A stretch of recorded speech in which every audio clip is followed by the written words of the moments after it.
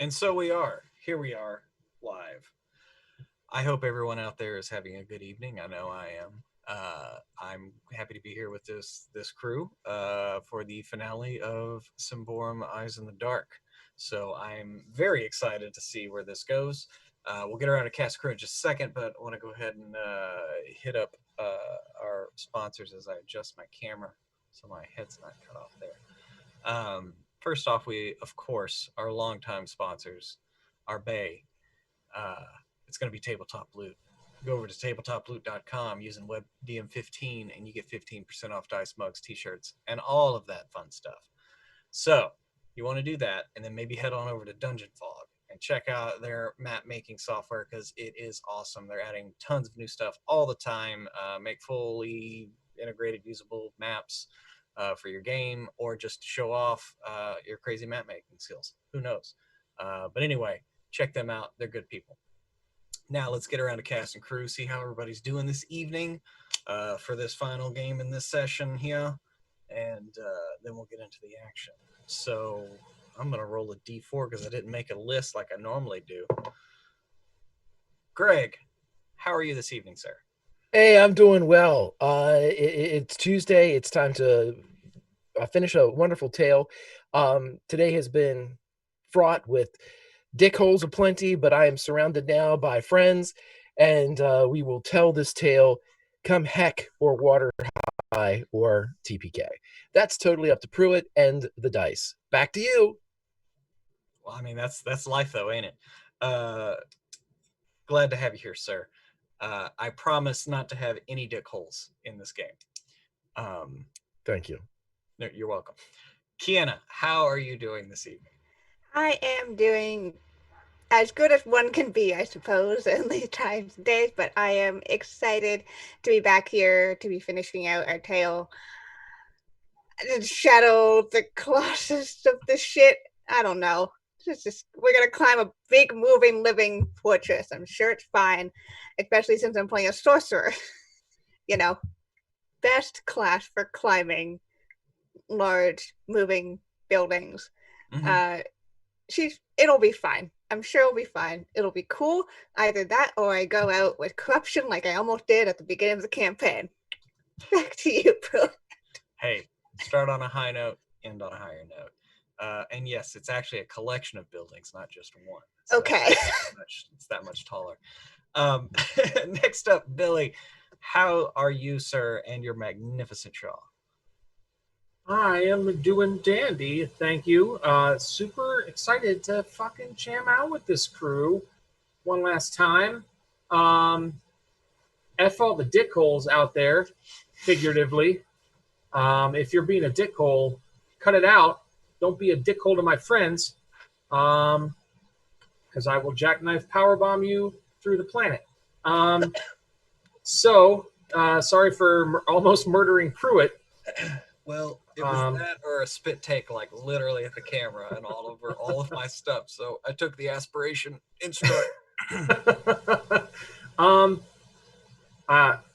excited. I'm confident this thing's going down. And we're going to rain positivity on this MFer. Just hug it out to the end. I love it. So hard. And Emma, how are you this evening? I'm good, Pruitt. It's good to be here. I was just thinking about the irony of how in the last few weeks I really want to fight people, and what would normally be my outlet for it would be a tabletop role-playing game, except in this one I've committed to playing a non-combatant. So we're going to see how that goes. It'll be interesting. I too am sick of dickholes. Of all sorts, in all places. I hope all of you out there are not dickholes. If you are, please don't watch our videos. Nothing pretty about a dickhole. No, they're hideous. They're not even necessary, it seems. I mean, it's supposed, in some ways they are, but not really. I don't know where I'm going. It's a weird energy today. I'm playing Sweetums. He's baby ogre who has never intentionally killed anybody yet. We'll see how it goes. No, you haven't intentionally. Not yet. No. I've almost gotten you once. Mm-mm. Anyway, No, I can hold true. it's true. As long as we don't fight a giant dickhole, I'll You be got good. it. Well, you're fighting a giant. I mean, it might have a dick hole to punch. So anyway, No, you go for the balls in that case. Pruitt. very true. Working like a teach speed yourself bag. defense training, the 3 Bs. What? What? Um, so, where we last left off, our heroes, through a series of events, found their way to an ancient elf, the last winter elf, called the Last Thaw, and got some very interesting information that the corruption in the land of the Davokar forest came from the imprisonment of some entity eons past, one that led to the fall of the Symbaroum people itself. And he's been trying to figure out a way to disperse this entity, this whatever it is, this consciousness, for eons, and has been waging this battle and has enlisted the heroes because the entity has broken through, has found purchase in one of the ancient magical cities, that of the ruined city of Odaban. Did I say that right? Oh my God, I actually said it right. And come to find out, it is not a ruined city. It was toppled, but only because it is a mobile city. It is currently walking north to a bastion that the Last Thaw mentioned to kill, a place where they have gathered for the last battle if it is necessary. And as this enemy, this nemesis, approaches using the city of Odaban as its transport, the party agrees to help in any way they can. And he teleports them to that city where the heroes appear on a balcony, currently in a bit of motion. But this balcony overlooks the Dabokar. You are looking down on the towering trees, on the canopy, as this leg swings through, toppling row after row of tree as it takes a step, and then the next leg swings forward. As you look around, you see that you're on the front thigh, about midway up this thing, this colossus. It probably towers out at about 500 feet, 600 feet maybe. And it looks like a collection of ancient structures just glommed onto one another, both looking out of place, but somehow fitting in their architecture, as you see cathedrals and schools and houses, bars, all different manner of building, all just kind of attached to one another. And around you, you see a dim purple light, motes of light even, kind of filtering through the stone, around the stone. And from behind you in the open doorway that leads deeper into this thing's leg, from the darkness, there is a violet glow. What do you do?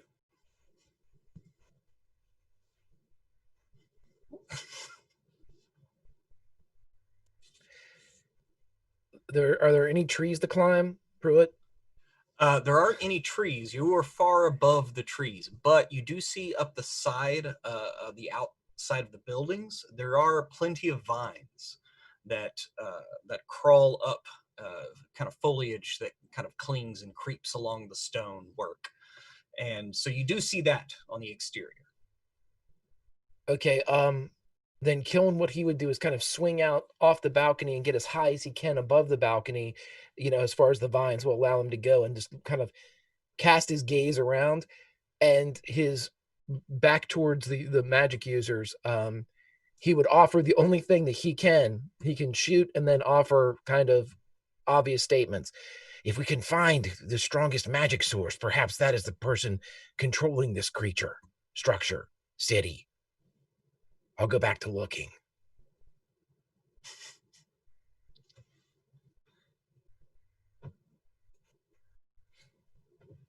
Or we can jump. Huh. Good jump. I mean, So, okay. So, since he's kind of relaying information about it, it's originating somewhere else, can I roll Resolute to kind of determine a tell that this thing might be manifesting like a link, some sort of connection, or perhaps use my witch sight to do so? I mean, yeah, you can definitely use your witch sight. Because Okay. I know it says that you use it to you can use it for like looking at people's auras. Mhm. Does it also like work with just detecting auras of places, or is it just specifically for people? It's corruption detection. Oh well, yeah, no, definitely. Dude. Yeah. Yeah, that's what it's for. Then I'm gonna witch sight the shit out of it. Okay. So let me roll that resolute. I rolled a 3, which is a big pass. Okay, so your witch sight comes up. Everyone, as Unjala finishes this spell, you hear a tone. It's like a clarion call, but like completely off key. It's this loud, just barking, like boom, and the entire structure kind of shudders a bit as Unjala finishes the spell. And Unjala, you look up with your witch sight as this bipedal like colossi is stepping forward, so it gives you a good view up the front as you're kind of tipping back. It's not steep enough or moving fast enough for y'all to be really off balance. You just kind of have, it's like a slow sway on the sea as you kind of shift your balance as this thing steps. But as you look up, Unjala, you see various spots on this thing light up with tinges of corruption. But as your gaze travels up to the chest, you see the top of what was probably either a cathedral or like some kind of magic school. You're not really sure which. A lot of like there's a dome with a lot of plate glass murals, um, but you see this definite like ugly deep purple like glow coming out of it, almost like a pulsar where it's like shooting off into the distance. Uh, this light that comes out of its chest, and just as you see that, you're like, "Yep, that's it." The head of this thing kind of looks down at y'all on the side, on the thigh, and you start to see a hand reach down towards you. It's left hand. So what do y'all do?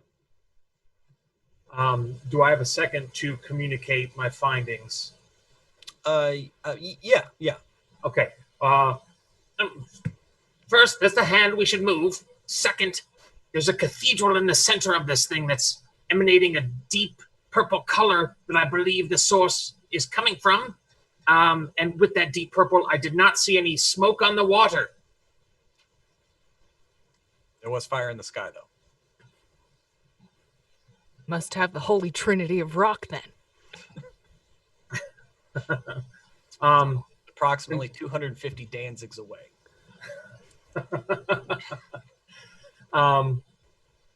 So that's what he says, and I'm assuming that everyone sees the large hand. Yeah, pretty much everyone can feel the kind of shift in the gate as it slows down a bit. But yeah, it definitely shifts down. Killen, you would see this, especially like the second he cast a spell. This thing's attention like turned to find you. And yeah, like its left hand is reaching down towards you right now. So we'll just go around the horn here. Honora, what are you doing? Getting out of the way, I suppose. Okay. Are you going to try to climb around the outside away from its reach, or are you going to go further in? Like, because like there is a open door. The doors are gone. It's just an opening where there were doors at some point, and then it goes deeper in, like straight into the leg. Yeah, Honora knows that she has no fucking chance of actually climbing this thing, so she's going in. Mm-hmm. So you're moving in. Mm-hmm. Okay. Sweetums. You see a big colossi hand reaching towards you. What do you do? Is it going to like grab or going to like swipe or? You see the open palm of a, you know, Mm. building Voltron-esque thing reaching for you right now. Awesome. Hand is open and it's heading towards the thigh where you are standing on this balcony. Oh, okay. Yeah. And so can we go inside if we're on a balcony? Is there a door? We can go in. Oh no, that's what I was saying. That's what I was just telling Kiana. Yes, I know you're having internet trouble. I Sorry. am. There is an opening there where there were doors at some point, but they were gone. Okay. But there is a room further in. It's dark, but there is a kind of a violet glow coming from deeper in the room. Okay. I'm going to wait until everybody else gets in. If everybody is going in, and I'm going to try to protect everybody. Okay. Yes. Unjala, as you see this, what is your next move? He wants to make eye contact with this brother to learn what his route is going to be and make his decision based off killing. You wouldn't. The plan that Kiln has is not verbalized. It's not like sub vocalized in his head or anything like that. But you would see a picture of Kiln swinging from severed vines around the side of the building, and perhaps can glean that is his method of getting the hell out. Gotcha. So then, Unjala's going to trust Kiln's abilities and then go into the door that Honora did. Okay. And then Kiln, sounds like you're gonna try to grab a vine and swing around. I am, and if it's grab a bundle of vines, kind of free them with their tether vines and start to tear, and see if I can just swing around to like the blind side of the building or to another building or as far away as the pendulum swings. Right. So you're just gonna kind of basically swing around the outside of the leg towards the back.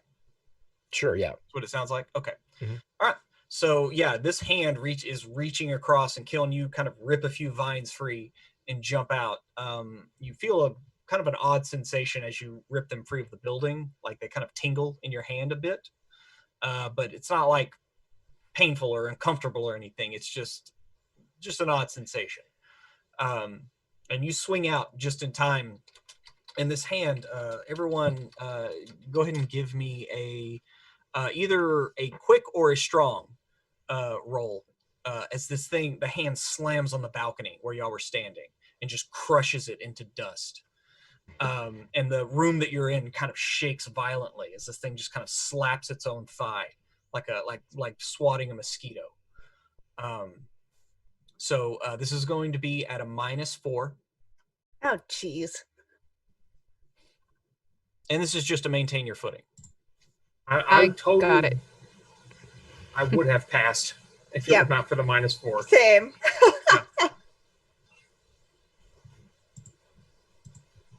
I got it both ways. All right. So Sweetums, you Thank you, Greg. I thought your headphones were gone. They just came back in and heard that. I love for everybody.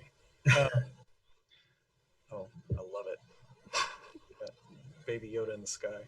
All right, so Sweetums, you managed to maintain your footing, but Honora and Anjala, you get tossed to the floor, and you kind of slide to the back of the room there, where the glow is kind of coming from. And you can see once you're in here, your eyes adjust a little bit. The light is enough.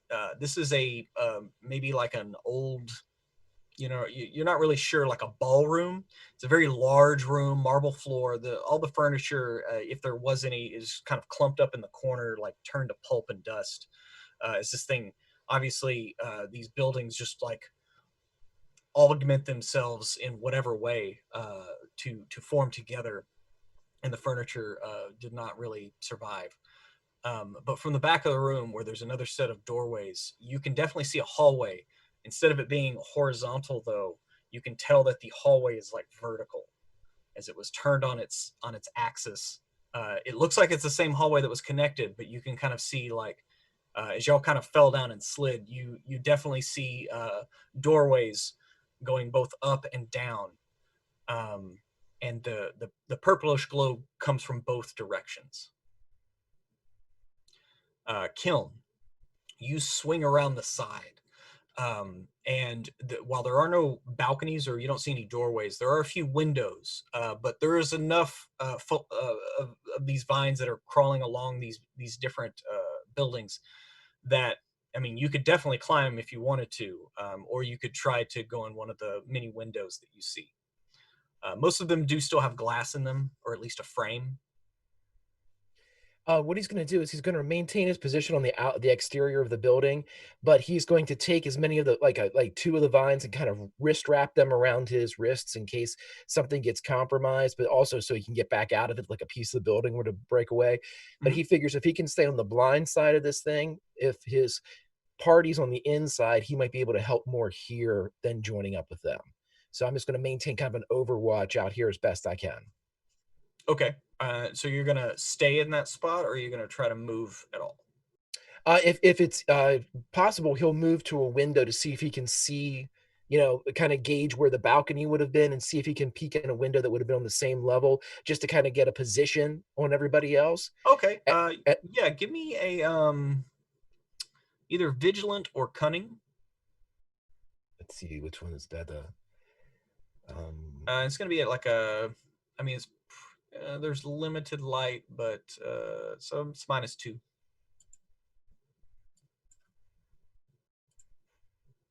It's a 3. It's a success. Okay, yeah, you look around one window that you think it's about the same level, and it just looks like a small bedroom, but it's on its side. All the furniture's fallen against one wall, and you pop down to the next one, and you see you're looking into a large, again, a large kind of ballroom, and it's right when Unjala and Honora are kind of picking themselves up. Sweetums is kind of in the middle, being Sweetums. But yeah, you can definitely see about 50 feet in, there's another doorway opposite the balcony doorway, and looks like they're kind of looking in that doorway.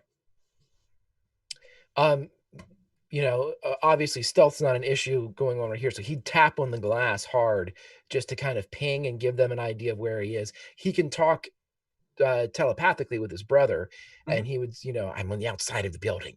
But then he would tap for everybody else so they got an idea that he's at least close. All right.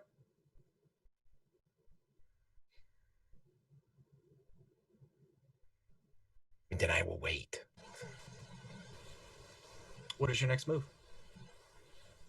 So this room that we're in right now, it's got a hallway that leads to places. We have glowing coming from two places within this room, correct?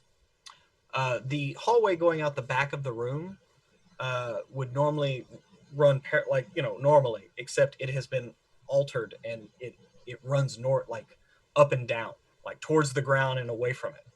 Gotcha. But it's obviously a hallway that was meant to be on its normal Right. axis, right? Mhm. Like the painting that you see is swung this way 90 degrees. It's a And- column, not a row, right? Yeah, it's a column, not a row now. And so that's the thing. That's what I was saying is from each end of that hallway, you see a glow coming. Gotcha. Unjala would like to go towards that hallway and kind of stick his head down like an elevator shaft and then look up first Mhm. and then look down to see where the potential glowing is, if there's an object available or maybe leads us into a different direction. Okay. You look up, and the glow comes from far up. Like the hallway itself probably extends 70 feet at least. There's a couple doorways, some closed, some open, um, on the other side of the hall going up. When you look down, it only goes down about 30 feet and then ends kind of it makes a 90-degree and goes away from you. But you do see of note down at the bottom there are a couple of goblins that look like they're from Davokar. They have masks on and everything, but they're just laying in crumples, like they're pretty freshly dead. It's not like they've been there for a while. They're not decomposing. But you just see there's two goblins just kind of laying there. Looks like arms kind of broken as they're laying on the floor, which would be the wall. We were not the first to explore this room. There's some dead goblins on the floor. Mhm. But this is where we must go. Well, that's not very reassuring. I can't imagine being on the inside of a large moving city that anything is reassuring. Well, one of them is a deep drop, and the other is at least somewhat steady footing. Does Unjala think that this column is large enough for Sweetums to potentially climb up with greater ease than a normal-sized person? Yeah, it's a bit of a stretch. I mean, it's not a very narrow hallway. But given Sweetum's size, I think you did bump that up. Yes. That's what you bumped up. He's big. Yeah, he's a big boy. He's a big So boy. he should be able to climb fairly much easier than you, like without rope. We can do the back-to-back thing. And then Honora can sit on our laps. That would be a sight. Yeah, so Unjala would recommend that plan of action to the group in a very to the point way. You'd be very curt. Okay. Sweetums, there's not much we can do here, but if you would be so kind as to help us climb up this thing. Okie dokie. What? How do you want it? Do you want to like try to hang on my back? That might be difficult, but you can do it. Perhaps, or you could go up there, and if any of us have rope, you could just help us up after you get to the point. That makes a lot more sense. I was about to fashion a papoose for both of you. Yes, I'd rather just climb myself. Alluring as that sounds, I think the rope idea might be the best for now. It might be a little too relaxing for this situation for you. Nap time moment. Yeah, it might make you feel too safe and sound. I've been there. So yes, I'm going to climb up this hallway. We want to make sure that Sweetums has rope first. Yes, please. Okay. So Unjala would shuffle around in his pack and give Unjala the rope. Thank you. All right, Sweetums. Go ahead and give me a. This will be a strong test. There's plenty of handholds and everything, so there's no modifier. I got it by 11. Okay, yeah. Well. Yeah, you just like it's a little wide to like stretch out and just kind of walk up, but it's pretty easy to just grab. Like there's a couple of alcoves and some faux pillars on the walls. Mm-hmm. The architecture here is pretty uniform. Like y'all did notice that on the outside, and now moving inside, like it's all just this white work stone that doesn't even look like bricks really. It looks like it's all hewn from the same piece of stone. Goodness. And so you easily kind of climb and bound up, grab on a couple of doorways, and you get to the uppermost kind of doorway where it's, again, there's no door in it. It's just the doorway where you can just kind of perch there, and it's about the length of the rope that you can lower down. Okay. Well, I will attach the rope and lower it down and call down like, it's okay, you guys. Come on. Go ahead and give me a vigilant while you're lowering that. Okay. I rolled a nat 1. You roll a nat 1. You definitely hear scuttering behind you, some skittering. Something's moving in the room behind you. Okay, I'm gonna say there's something else here that's skittery. So are you holding onto the rope or did you tie it off? I tied it. Okay. I tied it, but I'm probably also holding it at the same time, just in Alright. case. So whoever's climbing up first, go ahead and give me either you can give me a strong or a quick, based on how dexterous you are or how strong you are. Which I think I remember both of those are dump stats for Honora. Yup. I mean, if you want, you can go last and just let Sweetums pull you up. That way, you just have to hang on. I mean, generally that's what Anoa would do. Okay. So, So- Angela, do you want to go first? Yeah. He's gonna do it. He's gonna roll a quick because he's better in that, and he fails it with a 19. You fail it with a 19. Wow. Okay. So you maybe it's because Sweetums heard that noise and moved right quick as you Mhm. reach out for the rope. You fall for a bit. Give me another quick roll to see if you can grab onto the one of the mini handholds. It's an 18. So better improvement, but not the good kind of improvement. Wow. So yeah, you fall. You fall down to the bottom there. I'm gonna roll to see if you hit one of the goblins. You don't. I was gonna take a damage off if you did. So you take 4 as you fall down about 20, 30 feet. You can see this hallway kind of extends in front of you for only about 20 feet before it becomes a set of staircases from something else. It looks like maybe the wide steps, and you start to see the bottom of like some pillars, like maybe like some kind of like official like city building or something. Looks very official and regal, that this hallway just kind of ends and is connected to this. But that's what you see as you kind of fell down, and it hurts. So He's gonna yell up the column.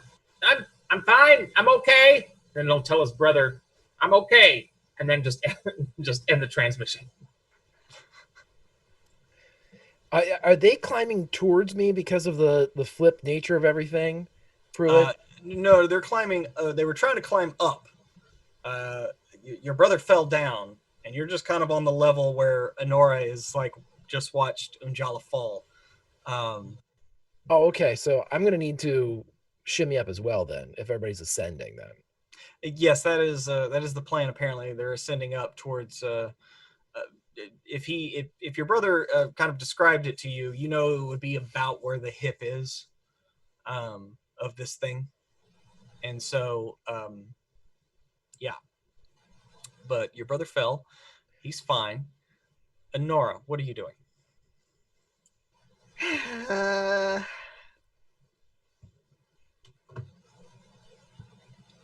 So how far down is Unjala now? That's 20, 30. Unjala is about 25 feet down okay. below you. And Sweetums is And go ahead and give me a vigilant while you're there. cool. Vigilant. That's a success. You're pretty sure you saw one of the goblins behind Unjala move. Oh, cool. Love that. That's Like great. His back is to the goblin, but you're pretty sure you see its hand kind of like find a purchase on the ground. Yeah, if she noticed that, she'll kind of lean down and well, Unjala, you may want to keep an eye out. I think you may have company there and not as dead as you expect them to be. Well, they will be soon. If I can hear this, yeah, Kiln would come in and tell Honora, I'll take care of him, as he would begin to go after his brother. Like descend the. So you're gonna come in the room? Yeah, I'm gonna leave the exterior then and get inside, because if his brother's in trouble, he's not gonna sit out here Okay. and wait for other trouble. So give me the window that you're at. It's a pretty large window. So you can either like break out more of the panes in it, or you however you would like to do that. If you want to attack with a melee weapon, or give me a strong roll, or you could. There is a hole big enough that you think you can get through, but I'm gonna need. It'll be a pretty difficult quick so that you don't cut yourself? Let's this is the finale, Pruitt. So let's have a discussion real quick. Let's do it. Let's take This at this point, what I would like to do is I would like to harken back to the holiday classic Die Hard. Yeah. And when John McClane is preparing to re-enter Nakatomi Plaza, he Yeah. has to shoot the glass and then fall into the conference room. Yeah. So what I would like to do is produce my narratively positioned boxing glove arrow that I have, which isn't a boxing glove, it's just a large flathead arrow. And I would like to, with the vines wrapped around my hands, push back off, fire my arrow, and then swing in after it smashes, because Die Hard and we talk. So Hey, yeah. Yeah, you push off, and the thing is as you push off and maybe you catch a motion out of your peripherals, you like glance up and you see that this thing had brought its right hand up and was like reaching to swat you on the side of its leg. And as you're doing this, so go ahead and give me a quick attack or an attack on that window. This is at a +2. okay. So I just have to roll was it an accurate, right? For my I can fire with my bow. Mm-hmm. Yeah, yeah. Whatever you use for your attacks. And +2, scoot 2. That is a hit with a 3 for 11 damage. Yeah. So you push off, and your hand, you swing in as the hand starts to descend on the side there, and let your arrow fly. It hits dead center in the pane, shatters in as you come tumbling in, and that hand slams on the side of its leg. You land. You're fine. Honora, give me another. Give me a quick roll. I'm sorry. Okay. Nope, that's a fail. God fucking. So you fell over again. Hang on. Yeah, you slid away from the door. You didn't, because the only reason I was saying that is because you were right there about to reach for the rope, but you fell inwards away from the door. So no harm, no foul. As Kiln comes busting in. All right. So now we're going to get into a bit of an initiative order. So I wanted to try this system for the finale, just because I've been thinking a lot about initiative in this game. So your stats have a certain number associated with them, yes? So I want everybody to roll their quick. Just roll a d20 and add your whatever your modifier is for your quick.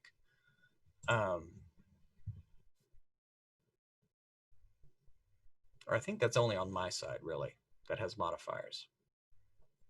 You want it in the Zoom chat, or do you want us to tell you? You can just tell me out loud. 17. Okay. I rolled an 11. I don't have any modifiers. Okay. Quick is 9. Yeah. Rolled a 9, and my quick is 14. So. Okay. Oh, so a 9 would be a -1 to your roll there, Emma. A 14 is a +4. Okay. All right. So it's 18, 17. Kiana?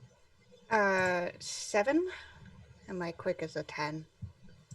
So that's nothing. So it's like it usually is. See, I was wondering if that would happen. At least that just happened for that roll, though. So it's Kiln, Unjala, Sweetums, and then Honora. And then somewhere in there, other things go. So starting out with Kiln. Kiln, you've just busted in this room. A hop, skip, and a jump to your left is this doorway that your brother descended. Yeah, he's gonna try to do the same, and he's gonna run, and you say it's 25 feet to the floor Mhm. in this other room. He's gonna run out and try to do kind of like a controlled rappel, using, because there's still the Sweetums' rope is still there, right? That Yes. Unjala fell off of. Okay. Mhm. Yeah, he's gonna try to take that and have it slow his descent, as he's gonna just try to get down to his brother as quick as he can in case there's problems. But if if he looks over and sees like an imminent attack, he'll take a shot from where he is, if that makes sense. I'm adding things. Yeah, when you get over to the edge and look down, you see a goblin, like your brother's picking himself up and looking down this hallway that extends out into the dark, and behind him to his back is this goblin who's like pushing itself up. You can tell that one of its legs is badly mangled. It's trying to stand up on the other one, but it's like turning, and like you can hear the croak of just like it's not like a grunt or a gurgle, it's just as it's starting to stand up and turn to look at Unjala, your brother. And it's only like 5 feet away from him. Okay, I'll shoot it then. Okay. Yeah, he's gonna hit it with marksman and hunter's instinct as well. So let's shoot. Okay, yeah, there's no modifier on this. It's a little dark, but you can see him well enough, and he's doesn't have any cover or anything, so. That's a 9 for 2 damage. And then a critical hit with a 1 for 15 damage. Damn. Okay, so you put an arrow into its shoulder, kind of pin it to the ground a little bit, and then the second one hits it right at the base of the skull, and its head just pops. Unjala, give me a quick roll. This is going to be at a -2 since this is happening behind you. Rolled a 2. Okay, so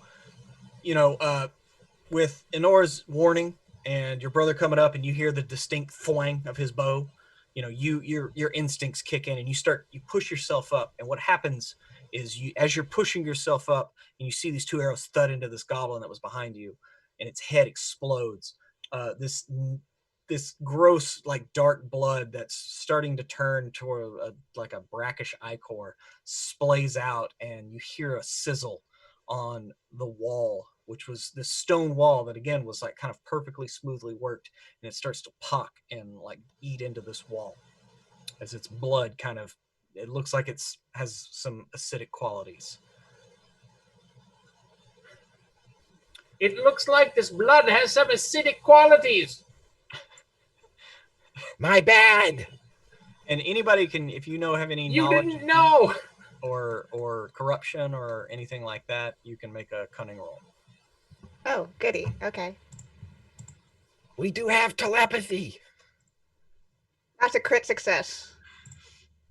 Yeah, Nora, you picked yourself up and you see this, and you're like, oh, no, those are like fully blighted creatures. Like they are completely like they're abominations of the worst order.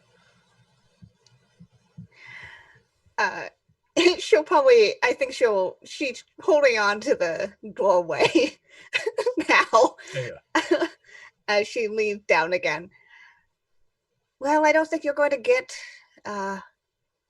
any rationale out of them. They're pretty far gone. Sweetums calls down. He says, "Yoo-hoo! Yoo-hoo! Do you need me to come down?" And Sweetums, you hear another scuttle behind you, a little bit closer. That spooks Sweetums. I think he's gonna try to climb down. Okay. Might be bad. So it is Unjala's turn. Okay, so quick assessment of the scene. I know there's some other goblins that were dead. Are they acting up? There were 2 goblins down here. One is dead, and the other one, you like take your eyes away from this one that's head's exploded into like a pile of acid, and you look over, and its counterpart, its head is like shifting up, and it's bringing one arm up, and kind of this is when you look at it, and its eyes are just like rotted out, like they're black holes, but it looks right at you, and it looks right at you, Unjala, like you can tell. So then he'll prop himself up on the stick, probably because he threw his back out from the fall because he didn't land on it. And he's going to spirits help me, and cast tormenting spirits on him, which would I have to roll to maintain. Let me check to see if I have to do an attack roll.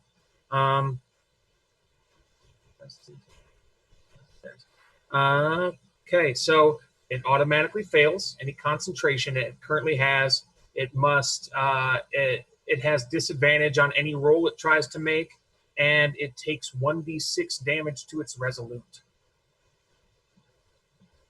Okay.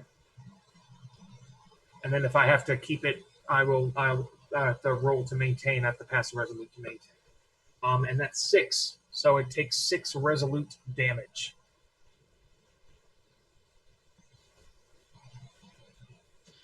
Yeah, it you can tell it shudders and kind of lets out a croaking like it does not like this at all.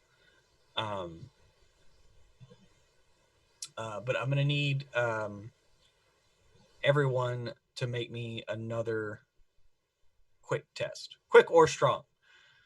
As soon as Unjala casts the spell, that hand like stabs into the room. So Kiln and Honora, I'm gonna need a quick roll from y'all.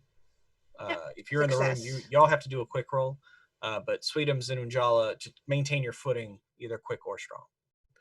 He passes. Okay, so you are fine as the stone wall on the outside of the leg of this thing kind of bursts open. Okay. I just noticed your name, Greg. Honora, Kiln. Oh, I rolled a 5 as well, twinsies with Honora. Oh, okay, Success. awesome. So both of y'all kind of dove to the side as like basically 2 of its fingers like stuck into the side of its leg into this room, and it like dug in there, but it went the other direction than y'all dove. So you're fine right now, but now you it's getting kind of tight in this room, as it's literally trying to like dig you out of its leg. Cool. Yeah, Honora's gonna grab for the rope then. Okay. And Honora, you remember the warning that the last thaw gave. It echoes in your mind when Unjala tried to cast the spell on him to help him. He's like, what do you it feeds off of that. And so that just kind of like you hear it ring in your mind. Cool. It is now Sweetum's turn. Sweetum's gonna climb down, be with his friends. Okay. Yes. So the rope is still attached up, but Sweetums is climbing down. I'm going to detach the rope lest the scurrying critters take the rope with them. I don't want that to happen. Okay. Yes. So Honora, as you're reaching out to grab the rope, you see it kind of drop down a little Oh, bit. wait, you're reaching out to grab the rope. Shit. Never mind. I would see that and I would let you do that. It yet. Okay. Well, if you're about to grab it, then I'm going to stay up there then. And I'm going to take a look at the room. Is there a closed door between me and skittering? Or No, remember the door was gone. You're kind of That's sitting in what I the door jam, right? that's what Looking I'm down. Yes. And this room isn't that big. So it's only about 10 feet down to what would be the wall, but is the floor. Right. And Okay. whatever it is down there. You look down and you think you see the glint of a couple of eyes in the darkness. I'm going to stay where I am. We have the title of the show accidentally. I just realized that. Hey, that means it's good. If you can work it in organically, it means it's good. It's a good sign. Yes, I'm going to stay where I am. Be like, come on, guys. Come on. Yeah, because if this is, we have to get Onjala from the bottom and Honora and myself from like the midway up to Sweetums at the top, right? Mm-hmm.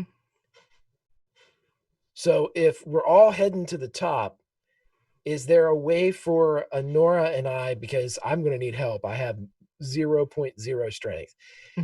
Can we assist by pulling the rope with Onjala from there to where we are at the midway point at the door? Yeah, Sweetums would have to lower down a little bit because he did climb up pretty high. So the Mhm. rope was only dangling about 10 feet down from where y'all were. So in order to get it down to Unjala, Sweetums would have to lower just a bit. Oh, And okay. yes, you could totally do that. I'll do that then. That's what I will do. Okay. Yes. So I'm not going to make you make a climb check just now because Okay. again, there's plenty of handholds and you're a big, strong ogre. So the rope descends down. Unjala, you could reach it. You have to kind of stretch up to grab it. But there is the matter. We're kind of Honora. It's technically your turn right now. Would you like to do anything? Yeah, I guess just helping out with what's going on here.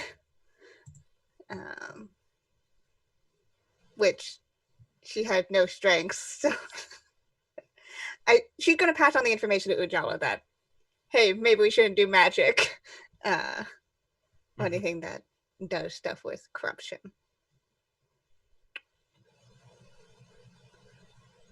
Okay.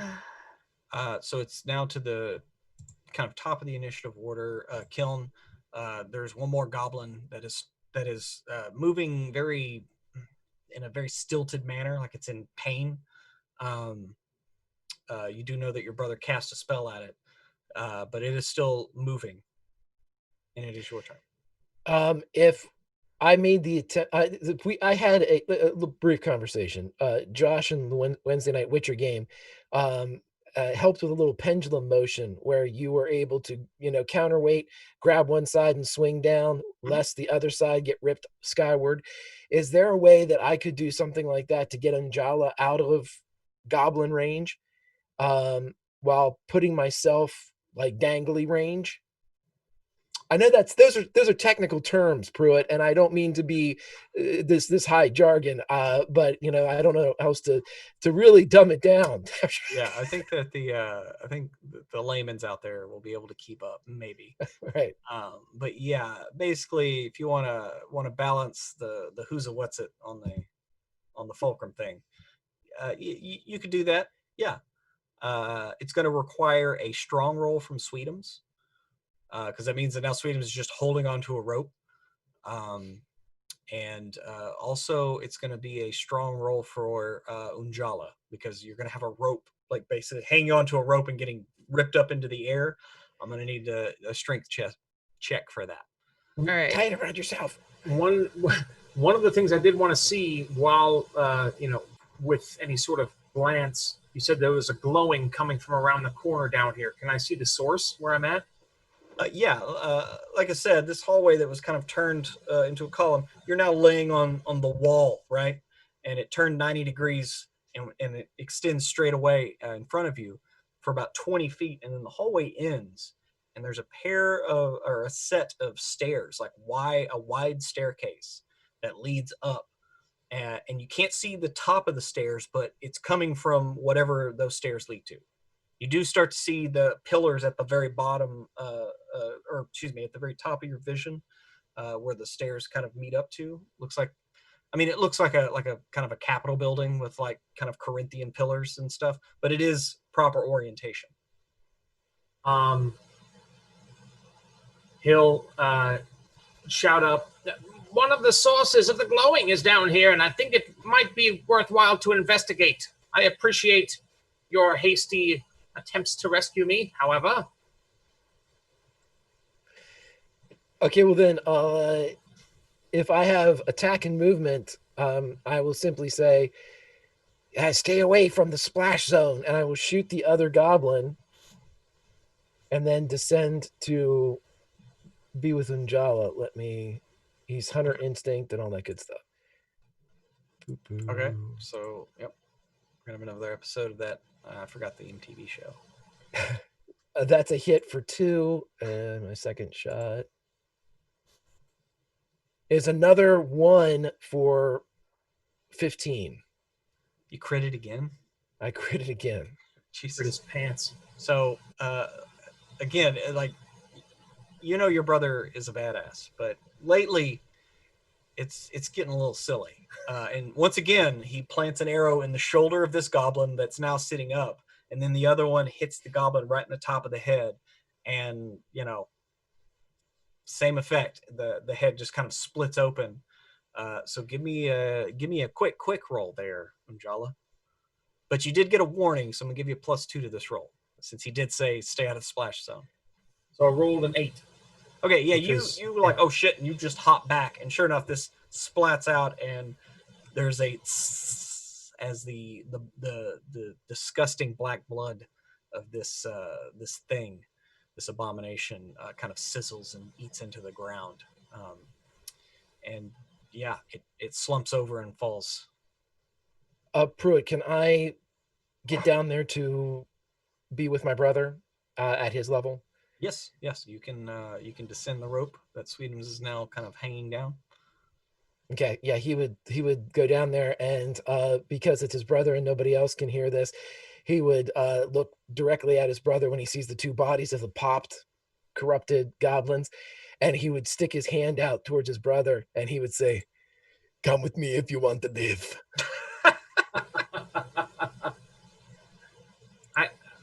I do want to live. Where are you taking me? I thought you were being played by Orlando Bloom just now, but now you're Arnold Schwarzenegger? This is confusing. I was always playing as Christopher Lambert, but God damn you. I mean, that's a changeling for you. You never really know who they are. Right. All right, yeah. But let's check out these columns. And Unjala's going to skip to the source, the hallway with the stairs where the source may be. So you are moving towards those stairs. Okay. Honora, do you descend down as well with Sweetums? Look up at Sweetums. Look down again.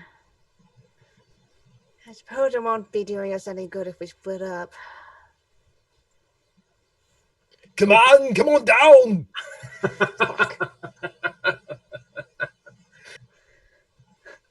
Got to get down here. Would you mind helping me down, Sweetums? Put your ass to Mars. Sure. What? Jesus Christ.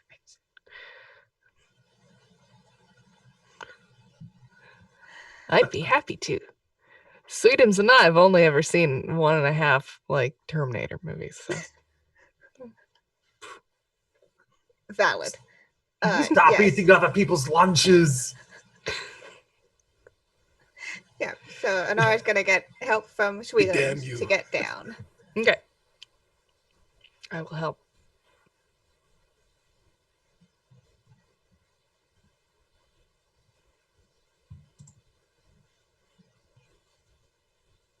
You're muted. We cannot hear you. So y'all both descend down. Sorry, I was answering rules questions in the chat. So you both descend down. Again, this tunnel goes for about 20 feet before going to the staircase. And as you kind of open up into, it's not like a large opening or cavern, but the building that you walk up upon is very finely crafted. These stairs, the pillars themselves, you can't see any mark of craftsmanship. They again look like they're hewn from one piece of stone almost. But there's about 30 stairs up, and then there's 6 columns across this large building. The columns probably extend up about 50 feet. And where normally that's where sky would begin, you actually see another building on its side, kind of making an angle as a roof. You see a couple of windows, a couple of them shattered, but this building itself, it has a language written above the pillars. It's kind of hard to even make out. Not that I don't know if any of y'all would speak an ancient dialect. Probably not, unless Unjala has some ability with that. If there's a dead person around, it does. I mean, you'd have to look, but maybe. Yeah, I mean, anything for that edge. So if there's like a corpse around that might be able to help us out. You don't see anything out here, but these stairs, again, it's about 30 steps up. And then there are a set of double doors. It looks like these are also carved out of some kind of white stone, not marble, something chalkier, but it doesn't really leave residue. Um, but it feels, dense. And so that's the kind of scene laid before you. The light itself is coming from the crack between the doors and underneath it, and it's pretty bright if it's kind of illuminating out to here from inside.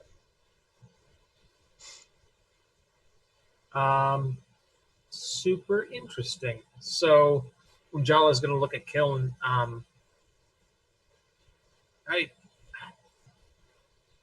If there's a source in there, maybe we could do something to weaken this thing. That is your wheelhouse, brother. I will keep things like this. And he would kind of indicate the fallen goblin. I will keep these off of you, but the bits of arcane higher learning I leave in your capable hands. And then Honora is coming down, correct, with Sweetums? Yeah, they've already descended. They're there with you. Okay, cool. Honora, can you make anything of this? I can certainly try to see what I can discern.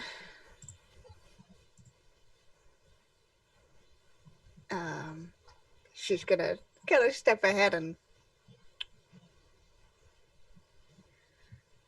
I don't know if I can do anything with it particularly. Let me see what I have now that I...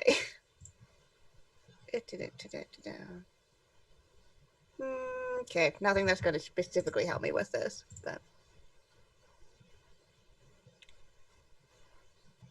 Part of Honora wants to go and touch the thing. What does Honora want to go touch?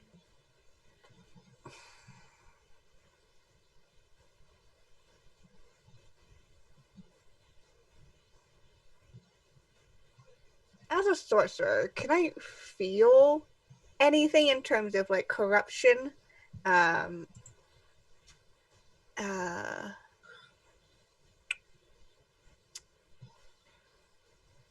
would say if you were to touch an object, something like that, and rolled really well on a resolute, you could maybe feel the tinge of corruption. Not necessarily its exact strength or anything. That's fair. But in the sense of trying to give you more to do. Mm-hmm. Yeah. Okay. Because you feed off that. Like you feed off. Yeah, that. I do. You don't, and I don't try to hide it. I'm now a master in sorcery too, where I manipulate other people's corruptions. So. Yeah. Well, yeah. So if you were to touch something, you would be able to feel the tinge. But not like which site where you can look around and see it. Just a general like. Mm-hmm. I boop this and see if it's hot. kind of feel. It's the checking the door handle in a fire situation kind of thing. Yeah. Yep, that door handle's hot. So sorry, can you just what are the main things to touch, I guess, in this place? What would be I mean, there's a set of giant doors from behind which there is a beaming kind of sickly violet light. I guess I'm just gonna go for one of those doors then and just boop. Okay, so go ahead and give me a resolute roll. This is going to be at -3. Cool. I just succeed. Okay, so you feel it's more like a static electricity shock as you kind of touch the door. You feel this little pop of energy on your hand, and the door begins to swing open. There's a grind of stone at first, and then it's almost like as if this door hasn't been opened in a while, but then quickly goes silent as it just kind of opens. And there's a slight rush of air as the two chambers kind of equalize with one another. And before you is a large cylindrical room There are columns spaced around a central point. Looks like maybe a fountain or something that isn't running in the center, but hovering about 30 feet in the air is a small, like a small sphere, and it's radiating this purplish energy. Well, that worked better than I thought it would. And how bright is the stuff coming out? Now that the door is open, it's pretty bright. Like the light fills the room beyond. In the back of the room, you can see a spiral staircase start that goes up beyond what you see. I mean, you can only see a small section of it looking from where you are. But yeah, you see these, again, you see like a set of columns that go around this center area. Looks like maybe there's just some stairs leading down to it. But other than that, you don't hear anything.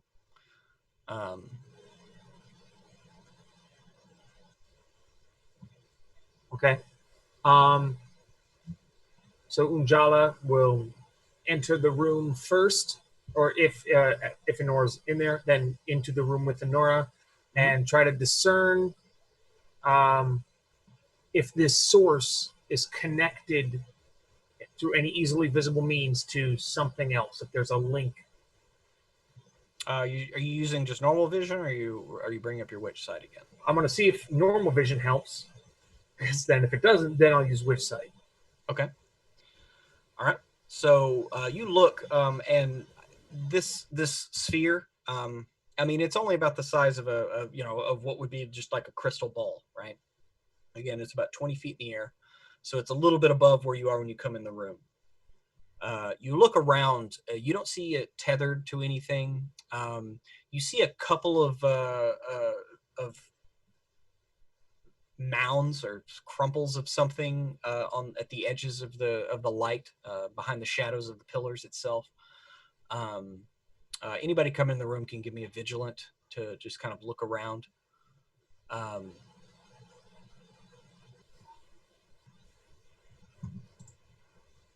Oh shit! Yes, I'm a bad DM. I totally forgot that you have another an NPC with you. We have Yes, Kevin. Yeah, Kevin. Shit. It's been a minute. Who's playing yes, peekaboo? Yes, there is Kevin. He's he kind of peeks out and he's like, "Is it clear?" Where have you There been? you are, Kevin. I was sorry. I saw that hand coming in. I bugged out. I won't happen again. I'm sorry. I was hiding in the corner up there. I then thought my brother needs me. So, yeah, I'm sorry. Truly sorry. No, I appreciate your presence, Kevin. I didn't get you a present. Oh, you did. Oh, sorry. There's presents? Maybe if we make it out of this. You holding out on me? That's a 1 on the vigilant. Another natty 1. That's Jeez, your Greg. third nat 1. Jesus Christ, man. Anybody else on a vigilant? I succeeded. Yeah, Just barely. I got a 7. Okay, so each of you, you're looking around the room. A couple of you see what looks like, what would be like someone like a maybe cadaver. You're not really sure. You can just kind of see tattered robes at a couple of spots in this room. It looks like it could be someone like some form of deceased something. You're not really sure. Kiln, you see all of that, but plus on the columns, you see that there are what would be basically like hieroglyphics. There's something carved into the column in rows moving up. I would definitely point that out to the more learned members of the party. Honora, Jala. Cryptic runes headed upward. And then he's going to string an arrow to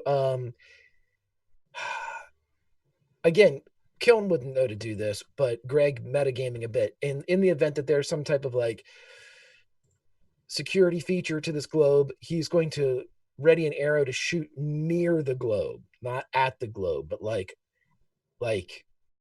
kind of see if its attention can get drawn or something of that nature. He's not going to loose it yet until he hears from the smarter folks. Right. And this dead thing you had mentioned? Yeah, I mean, you see like what looks like people, like a couple of people, or whatever they are, crumpled up in spots on the other side of the room, kind of in the shadows of the columns that are surrounding this globe. So because the goblins were blighted, I'm going to pop witch sight, discern what I can from the room, and see if they're alive and blighted. Okay. So you cast witch sight. No hands like rushing from the walls or anything. But everyone feels again the structure kind of shudder a bit, and you see a pulse of purple come off of this globe, as you can see that it is tethered going into this fountain below it, but also going straight up by a thread of fine energy, and it is kind of hovering in the middle. Looking at the bodies, you don't really see you don't see anything corruption wise. They don't move, but you do see around not all of the pillars, because again there's a nice collection of them around, probably about 8, and 4 of them have a tinge of corruption on the bands where Kiln has pointed out the story. Can you repeat that last part? I'm saying 4 of the pillars have slight tinges of corruption going around where Kiln pointed out that there are these bands of runes. Like runes. Mm-hmm. So only on half of the pillars do they have a tinge of this.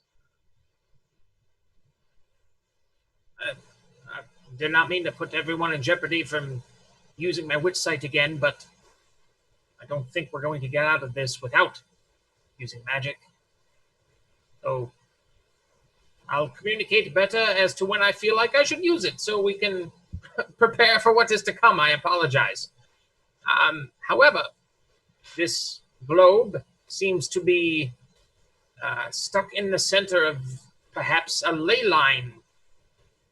We've seen this glow on the other end of the column, so perhaps it's a link in the chain, and if we sever this or take the globe away from it, at least perhaps this thing will weaken or get angrier. Something may happen, but it is all connected. And there's definitely some corruption coming from those runes. Mm-hmm. If Kiln can see this, oh, sorry, bud. If Kiln can see this tethered thing kind of anchoring it in place, he would probably shift his aim to one of those to see if he could unhouse it, if given the go ahead to release an arrow. Kiln, you do not see anything. This globe, this sphere, just looks like it's floating. Kiln, your brother can see it with his witch sight. I'm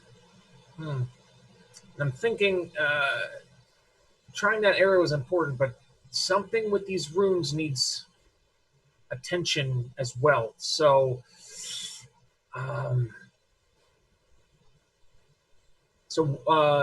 the dead beings that are laying around some of the pillars, are the ones with the runes, are those the ones with the dead people? I mean, it's kind of hard to tell. Like, this thing has been moving around, okay, but they are outside of the pillars. I will say that. There doesn't seem to be any rhyme or reason as if they're near a pillar that had a tinge of corruption about it or not. But yeah, I mean, do you go investigate one of them a little closer? Yes. Okay.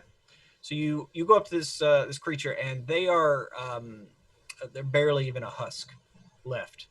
But it was a person at some point. They are wearing some kind of robes that you're not sure how long they've been here, but the robes are still intact, at least if a bit time worn. But yes. And is there any sort of symbolism, any sort of symbology on their robes that would?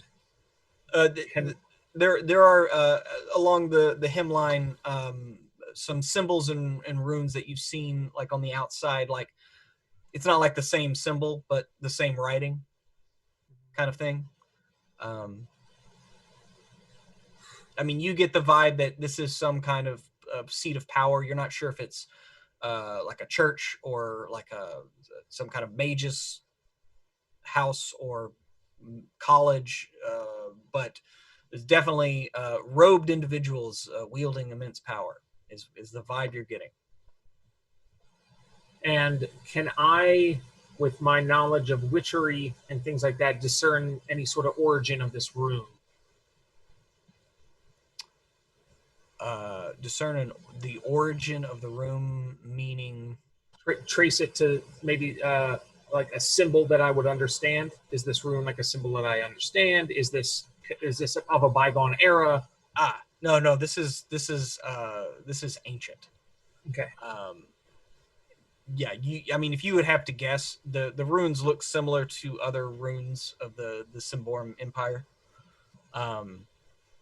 You're pretty sure that these are either priests or mages, but magic wielders of some sort, from at least 3,000 to 4,000 years ago. Okay. And then I'm going to frisk the corpse, see if I can find anything of use. Like you do. Yeah, give me a vigilant. 2. As you kind of look around, so the corpse only partially starts to fall apart as you kind of mess around with it, but it does have some kind of belt that like you like look at it and like the buckles is still shining. The fabric that it's made of, some kind of cured leather. You're not really sure. It has a kind of, it's bumpy. It's not like reptilian, but it's still is soft to the touch. Like this is magic, like some kind of belt. Okay, so he's going to take a risk and undo the belt off of the robed figure. Okay. Yeah, you take the belt off and slide it off the figure. Again, only its lower half kind of collapses into dust a bit. You are pretty gentle with that good roll. So yeah. And then bring it back to Honora. Can you discern anything about this belt? To me, it was emanating some stuff. Well, and she'll like hold out her hand.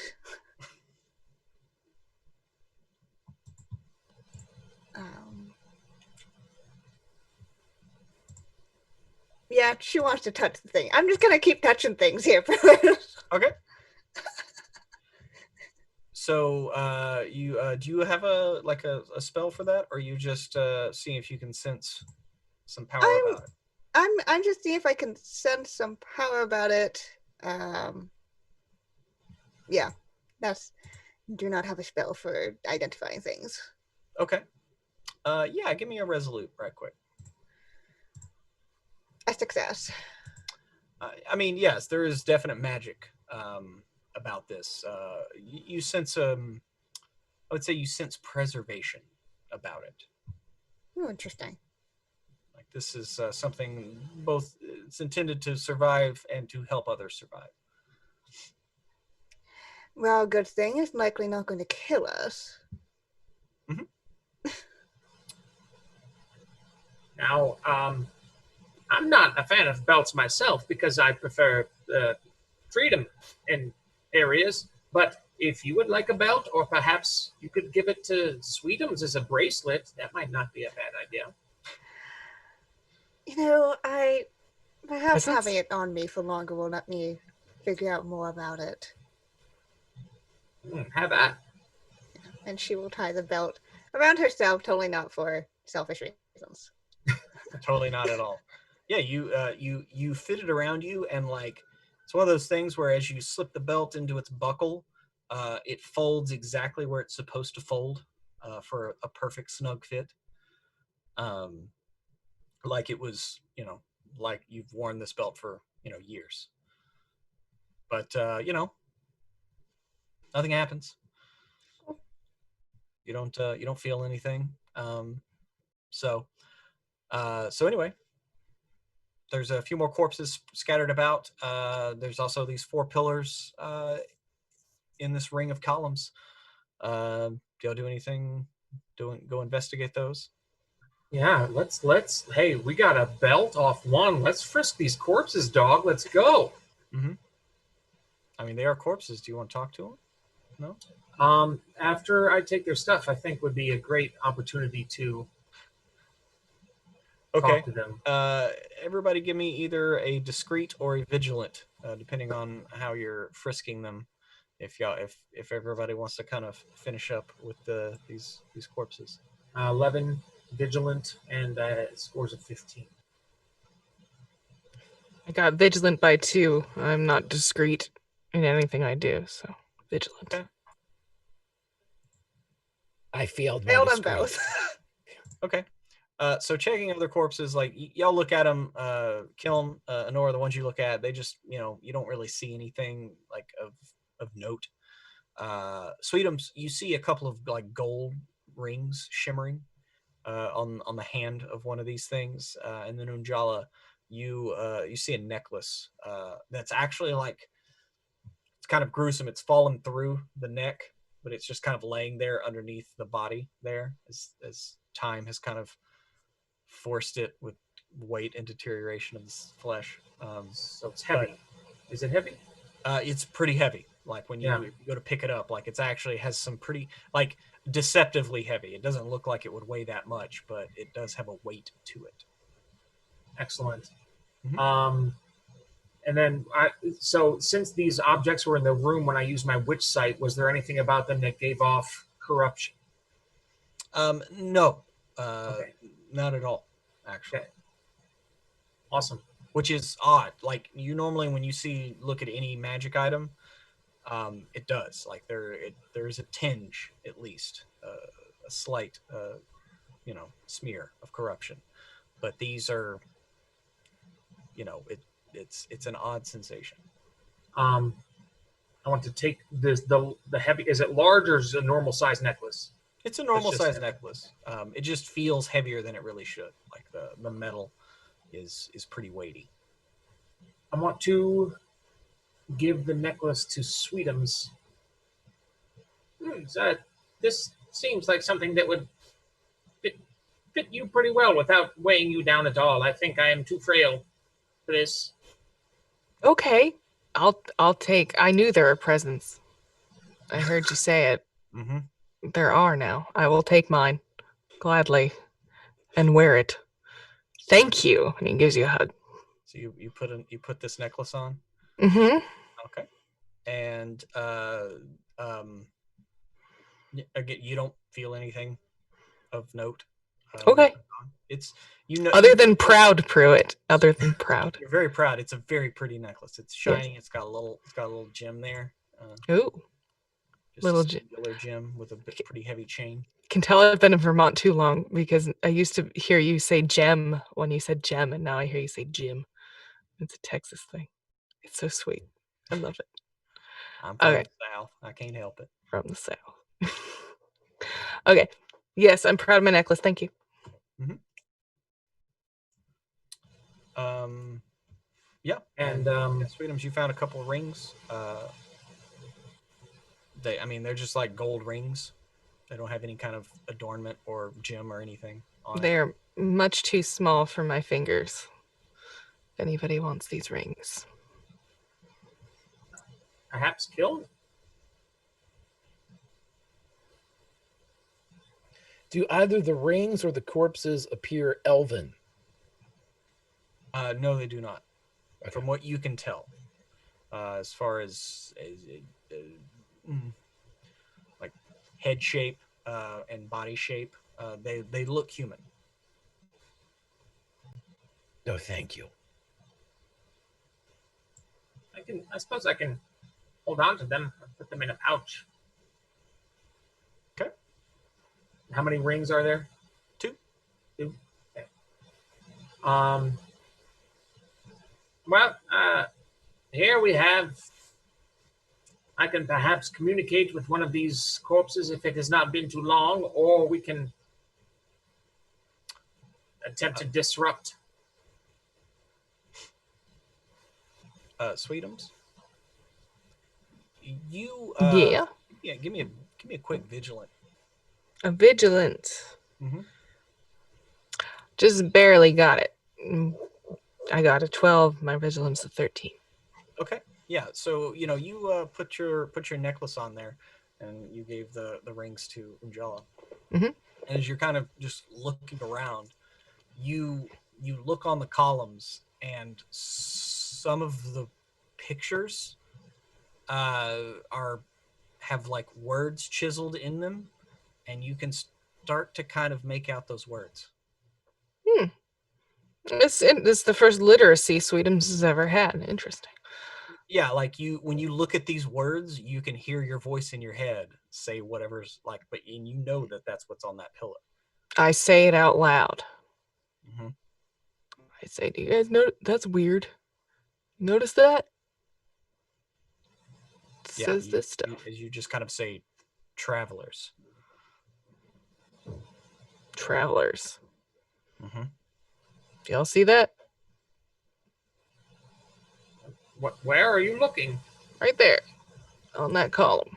So he was just kind of pointing to the column, and it's kind of a drawing of, looks like a couple of stick figures, maybe. There's different shapes around them, like surrounding them. Like one's surrounded in circles, one's surrounded in like boxes. It's very weird looking. But it doesn't, like, y'all look at it and it just kind of looks like a pictogram. But Sweetums, you look at it and it's some kind of story about travelers descending down and bringing gifts. There's a story, and it's kind of a story like a story about people like us, where they descended down and then there were presents. Oh, how fitting. Mm-hmm. Maybe it's a prophecy of some sort. Maybe. It's weird. I'm gonna try to take off the necklace. Because I've Okay. never felt something like this, and it's very strange to Okay. me. You take the necklace off, and you're looking at the pillar, and like the words that you knew what they were before, and the pictures like what they meant. And that feeling is kind of fading. Like you look at the picture and you kind of remember, like, yeah, that was about travelers or whatever. But now when you look at it, it's a memory and not an active thing. I'm gonna put it on Unjala's, around Unjala. Okay. After a minute or so, Unjala, you can start to make out what's these pictograms, these chiseling images, what they mean. I'm gonna try some crazy stuff and put the rings on. See if that has an effect on anything in the room. Okay. You put the rings on. You don't really notice anything or feel anything, but yeah, you continue looking at the pillars. Mm-hmm. Okay. Which ones are you looking at? Are you looking at the ones that weren't glowing or the ones that were? I'll start with the ones that weren't glowing. Okay. You did notice Sweetums was reading one of the ones that was glowing. Okay. Just so you know. You look at the pillars that weren't, and you start to read the story of the settling of a city, and this is at the base of the pillar, and these are the oldest carvings, and it's the city grows, and then new magics are found, and they are able to trap massive amounts of power in these magical cracks in the ground, these lines that run underneath their cities, and they manage to tether that energy, and they're able to ride it, and they're able to move between cities without actually walking, and you realize you're reading about the founding of the Symbaroum Empire. the discovery of the greater magics themselves, as you kind of look at at these pillars. Okay, and then is there anything about the story that stands out or this story is exclusively on the non-glowing Yeah. pillars? Like you said, you were looking at the non-tinged pillars, and that's what you see. You kind of you don't have to like again, these are like pictograms, and they almost start moving in your mind as you're reading them. But that's what you see. Is kind of the story of the founding of this empire, and different kings that have come along. Like one of the pillars is the lineage of leaders, and stories like that. And the glowing pillars. The glowing pillars are newer in their carvings, and you realize the first few lines are a cadence, and you read it on one, and you look at the other one, and it's the same one, and you realize that these are like guard stones. These are wards. These are ward pillars that are keeping something either on or going. Just at a cursory glance, you can't work out that much nuance, but you do know that if a phrase is said, that you can bring this down.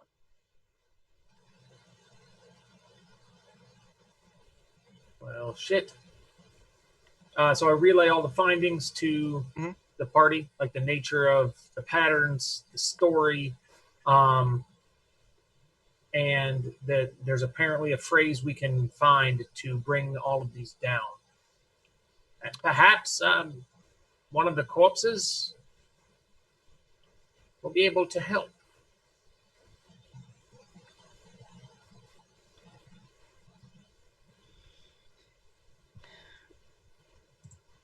All right. You are the one with the expertise in that. I'll give the heavy necklace back to Sweetums, and I'll hand the rings over to Kiln. We know things have been happening with magic, so brace yourselves, and if I go, I want you to have these things. And of the corpses, are there any? Is all the garb identical, or is there one that signifies like a hierarchy, like a leader? A few of them have almost identical type of robes, maybe not the exact same like markings on them, but there is one that is different, a little more elaborate. It's actually the one that you took the belt from. Okay. Like their robes have a little bit more adornment on it. Gather around, friends. If we could ask this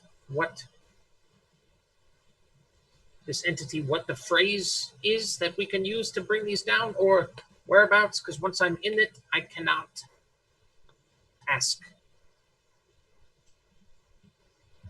Knowing Ask that is the key.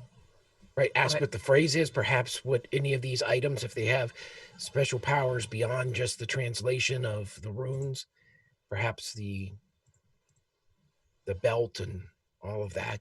Maybe these rings do something. And I imagine with all of the negative reactions to my spells that we'd have to do it rather quickly. But I will leave this to somebody else who has higher scores in charisma and persuasion than I do. But I will just say this now, so narratively it's been said. And then I will stand over here with an arrow. And Unjala preps everything and kind of gets the corpse in a somewhat relaxed position of rest, and then begins the ritual. Okay. So you begin the ritual to speak to the dead in this long abandoned chamber. Once again, the ground shudders. A fresh pulse of sickly purplish light extend out from the sphere that is glowing 20 feet above you. Unjala, the head of this long deceased spell user, cracks and crinkles as long long decayed leathery flesh moves once again, and it tilts its head, and you hear like a pop of bones, and you can actually hear like a vertebrae turn to dust inside of its own neck, but it still like turns and looks up as these pinpricks of purplish light light its eyes. And Unjala, it looks right at you, and says, "Now we can talk. Thank you." To me? To you. And I'm in the trance? And you're in the trance. Except now you realize you're not in the trance anymore. And the purple pinpricks of light stay. I have not talked to anyone in quite a while. Thank you. You're welcome? Did he send you? Who is he? The meddling elf. Name Whatever is pompous please? name he calls himself. Oh, yes. Then yes. Good. Long has he been my warden. And I guess you're my guards now? Listen, let's not go labeling right away. We are helpers, but we are not bound by profession. Would you help me? I wouldn't be opposed to helping. We've got some questions as we're in a large, massive, moving city. Yes. And the corpse closes its eyes, almost like it's concentrating on something, and then opens them again, and it's like, yes. We will arrive in hours. And it kind of lets out like a rasping breath that you're not really sure where it came from. How is it that your spirit has not moved on after all this time?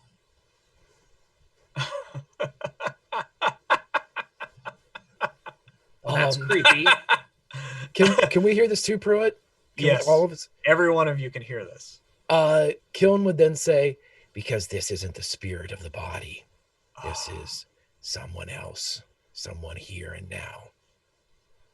You should listen to your... It kind of cocks its head. Brother? Brother. Consider him your brother? The brother I choose. Mortals always surprise. Yes, your brother has the right of it. Long have I been imprisoned in this place.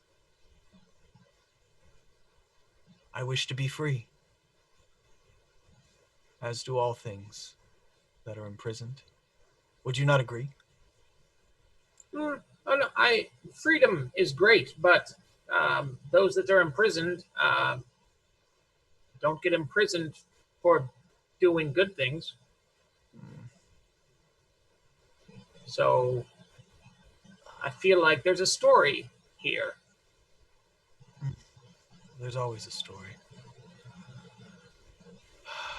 I don't know if you have the time for it, though. And he kind of like looks up at the orb. You were going to get that, right? Or destroy it. We were uncertain. I agree. Either way. Perhaps some information? Ancient one? What information? It's connected to things. Yes. It's keeping this fortress moving, ever forward towards my goal. Is it better to take or to destroy? Disassociation. And whose control did he say? Did he say whose control? He said mine. Okay. So it is something we can use. Yes, yes, very much so. If you destroy it, then part of this fortress would cease to function. If you take it, perhaps part of me would disassociate. Impediment, sure, but would not kill me.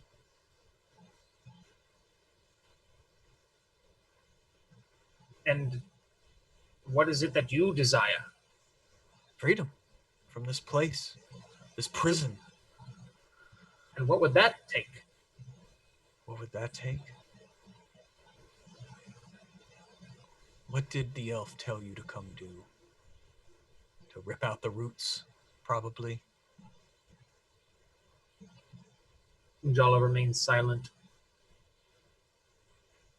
And like a crooked, disgusting smile kind of art like turns up on the cheeks of this husk that really should be falling to dust already.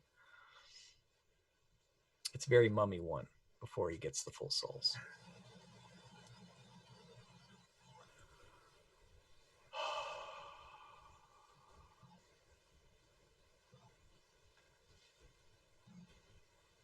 I want to be free.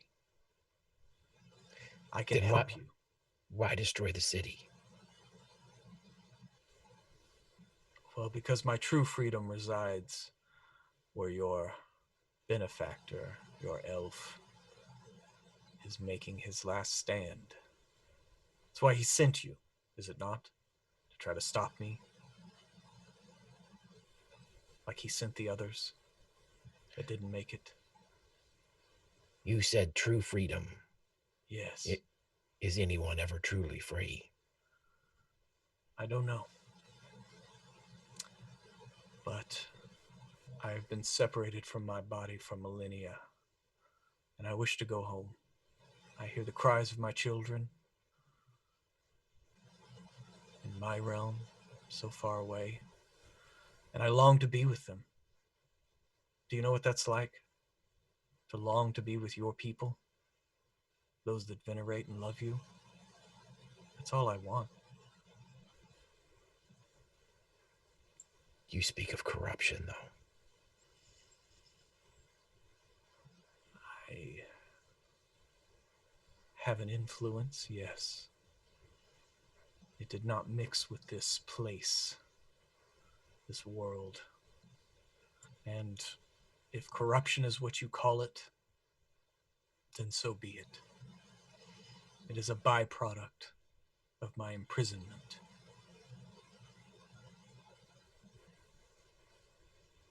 And this byproduct of your imprisonment is slowly poisoning the land and the creatures that inhabit it. Yes. I have reached out how I can, and that is how I can. I can see through their eyes. I cannot control them. But it is a way of being, a sense of touch, a feeling.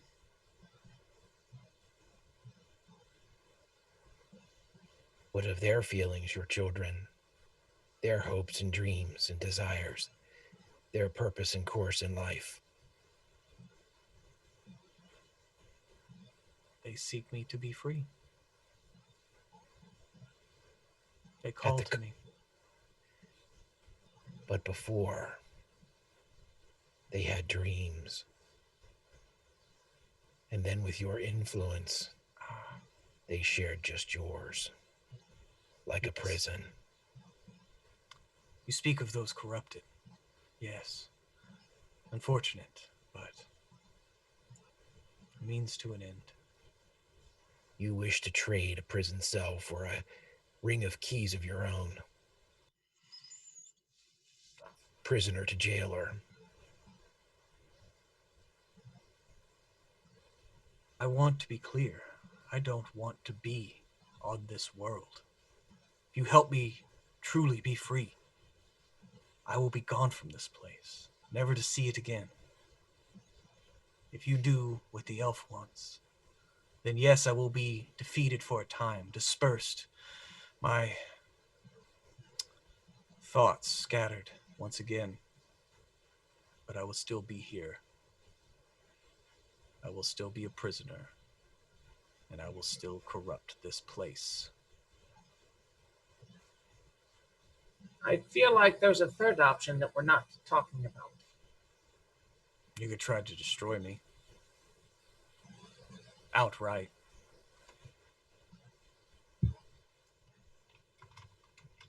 And how would we go about doing that? I do not know. I don't possess a physical form. I am but the identity, the katra, the consciousness of what I once was, and who I seek to be again. I was separated from my form, and I was cast out here. I was traded off for trinkets and power to these people. And it was their undoing.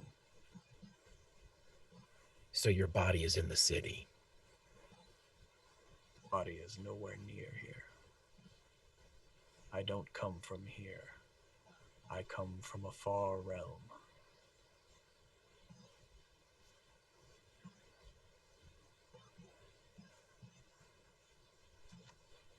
Kiln will turn to defer now to the learned folk. I have nothing. He would mentally say to his brother.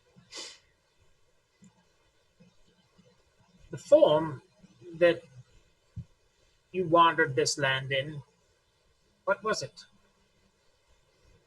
I have never wandered this land in a form. That is what I'm telling you. My essence was trapped here. Those travelers, and he looks at the pillar depicted, that came here, traded me off because they could not contain me. And these people, what were they called? Symbaroum people. In their arrogance, they trapped me. But as they trapped me, I trapped them. I corrupted them, and they died. So what happens to all your children when you're freed? They will regale me with praise once again. I will answer their call, and I will take my place to watch over them, because that is what I do. I watch over my children. And are we the first people you've spoken to about such a thing? I have not spoken to anyone in millennia. I have not been able to form direct conscious thought until I inhabited this place and then was given purpose. And he looks at you, Anjala, by you. I had actually forgotten what it was to speak to people until you asked to speak to the dead.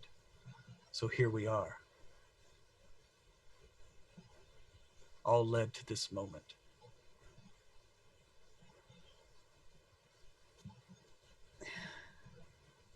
So to use our terminology, as we have understood it for however long now, will the land still stay corrupted if you go back to your rightful place? If you help me find my way home, I will leave this place. And as a boon to you, I will never return to it. I will forget that this land exists. I will seek no retribution. I will seek no recompense for my time served here. This I vow. This I swear. This I promise.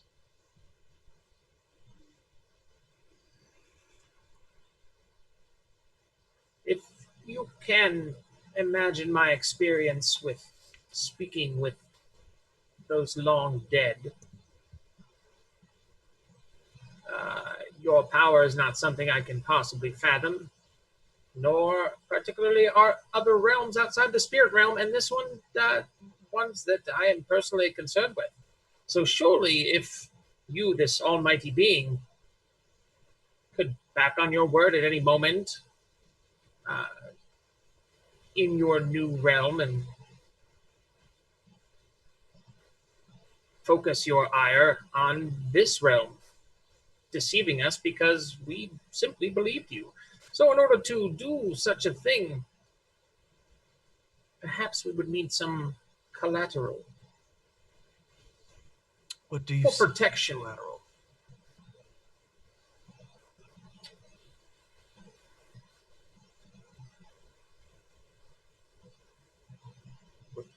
Let us discuss. Something dear to you, something dear to the land, something that if you go back on your word, we could use against you for our own protection and the protection of the associated realms.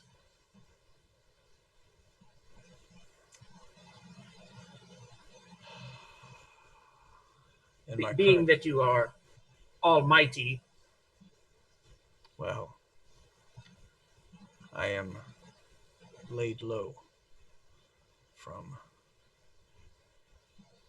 the disconnection from my physical form.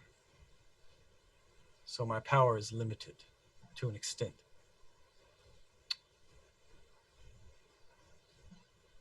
I do not know if I can say anything to change your mind if it is already made up. I have already given you a promise, thrice given, which to my mind is one that cannot be broken.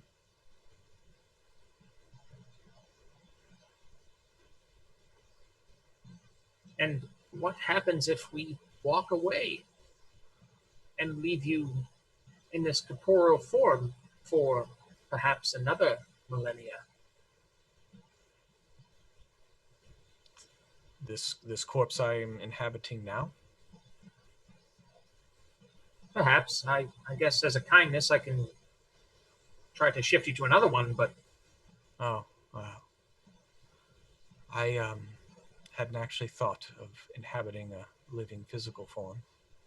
I suppose I could, but I'm not sure one of your forms could contain my essence.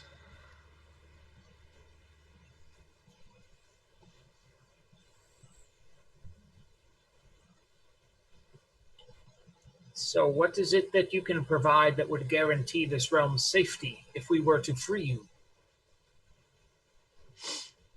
Hmm.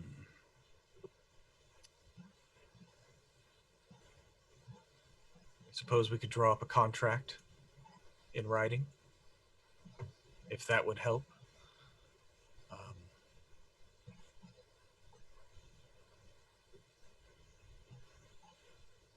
Let me confer with my betters.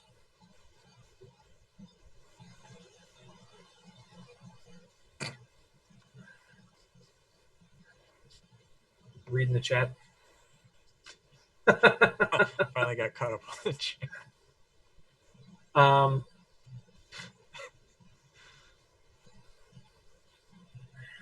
well, friends, this is quite the predicament. What happens to this realm when he does depart? There could be catastrophic consequences. It seems to be, at least as far as the last thaw made us believe, a very balanced ecosystem. Perhaps with the absence of corruption so quickly, it would be just as much a catastrophe as corruption's victory. Excellent point. I have a question about your nature of your essence. Yes. For transferring, does it don't have to stay in one place altogether? I would prefer that it did.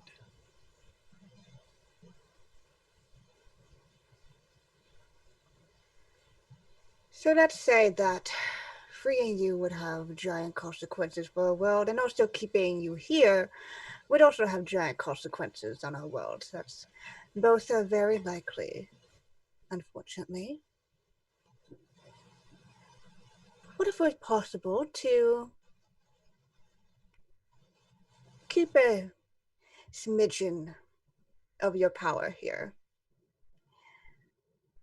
You're such a grand being. I'm sure you wouldn't miss a small little bit of it.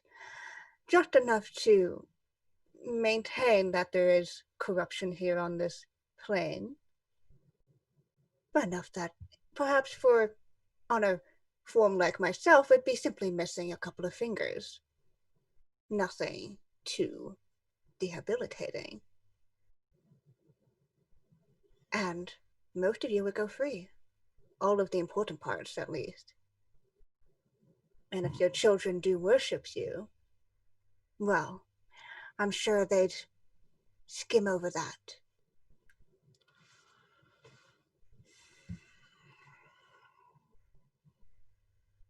So you are asking for me to give up a small portion of my power to keep your world in some semblance of balance. But you will release me, free and clear, to return to my realm. Is that the deal? And from there on, we do not interact with each other at all. You do what you do as your leader position, and we maintain our low lives here on this realm. Maintain your balance.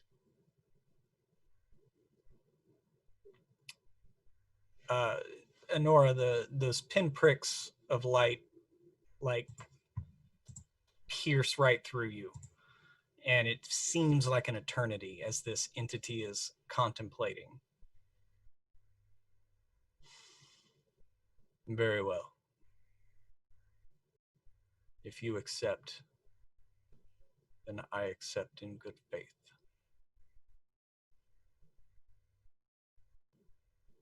Honora briefly looks to the others, just gauging general responses to this.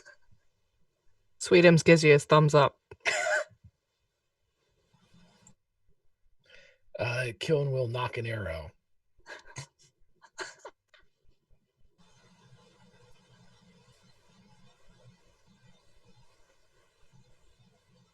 If this is to maintain the balance, I am for it. In the absence of corruption, those that use magic will overrun this land.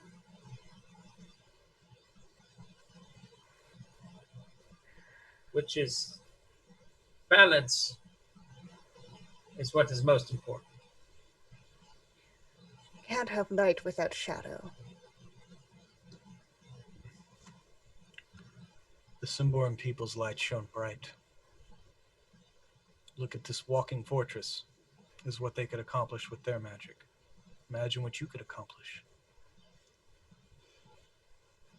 You could do anything. It almost feels like he's talking directly to Honora. Oh yeah, absolutely. Well, time will tell. It'll be an interesting new world. A vacuum of power. Nature abhors that. Well, the vacuum's always filled with something. Mm-hmm.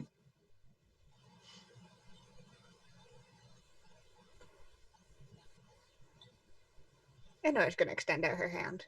Okay, this is where Killen's gonna bite.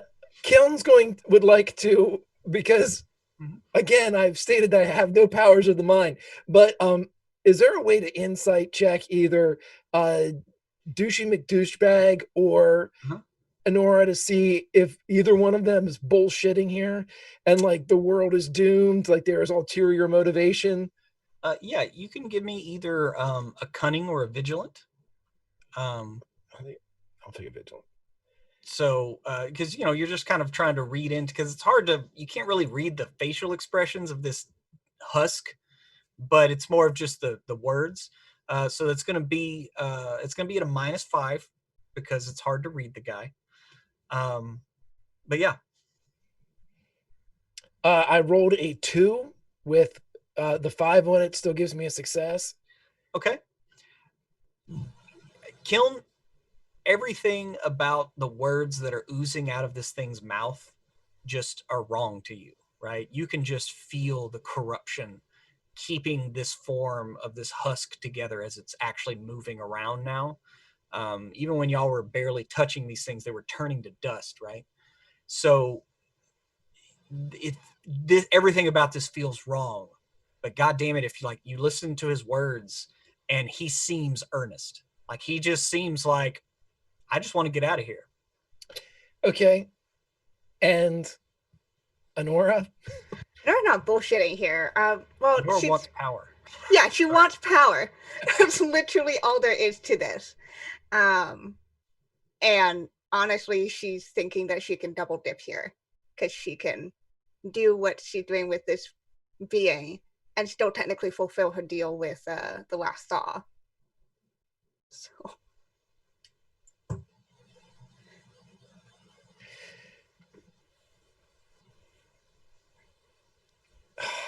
Kiln is going to slightly draw his arrow and point it at the orb.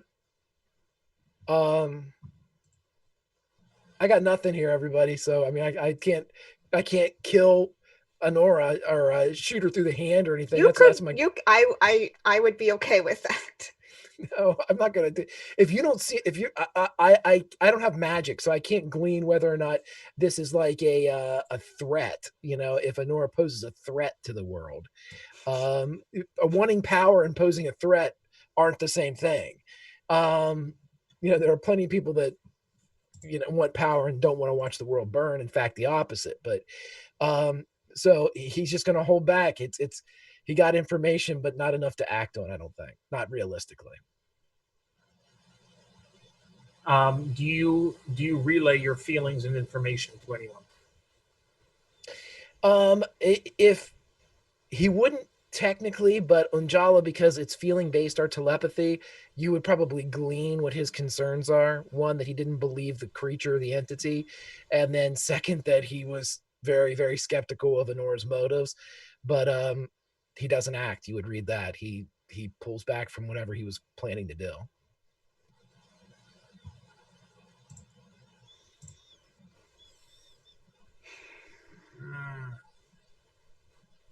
Well, Honora,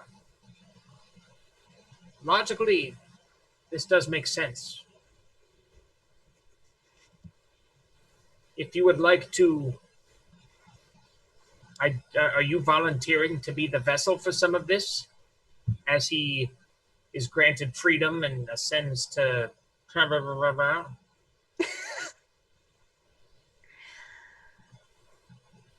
Well, I'm not sure, but considering there's only the 4 of us here right now as potential vessels, I don't know. She kind of gestures, or 5 of us rather, because Kevin's here. She just gestures towards the rest of the group. Not to say that you don't have a good grasp on these things, but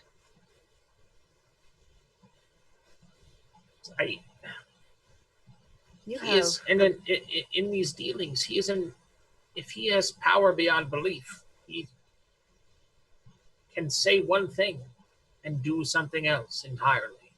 So if he is granted his freedom, there's no guarantee, even with a part of his power, that he will just not turn around, even with a contract, and lay waste to this land, or murder the last thaw and all of the beings in it.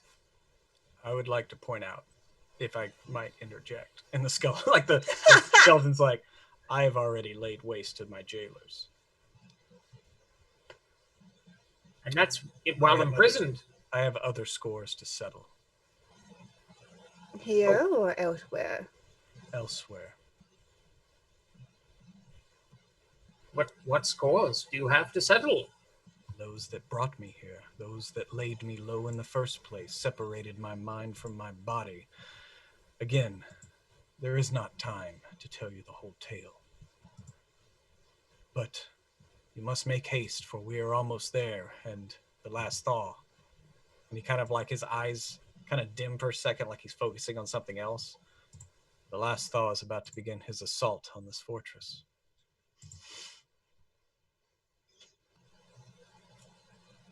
Yes, Greg, it's an influence.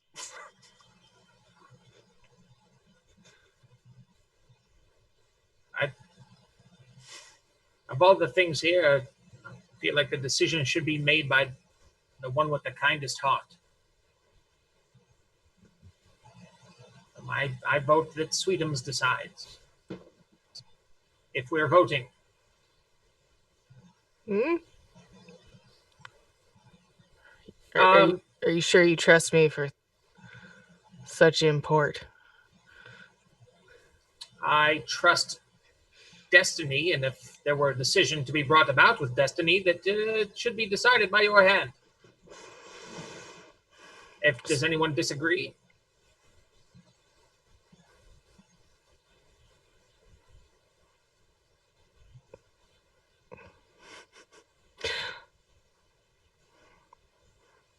So you want to be free, glowing person. That is all I've ever wanted. To be free to go home. How did you get here to be? You already explained this. You're here. Yes. Why isn't the last thaw just letting you go? Because he does not believe me. I have pleaded with him for millennia. But he is set in his ways, as all elves are. What does he think that you're up to? He What does he will think will say happen? anything to get free.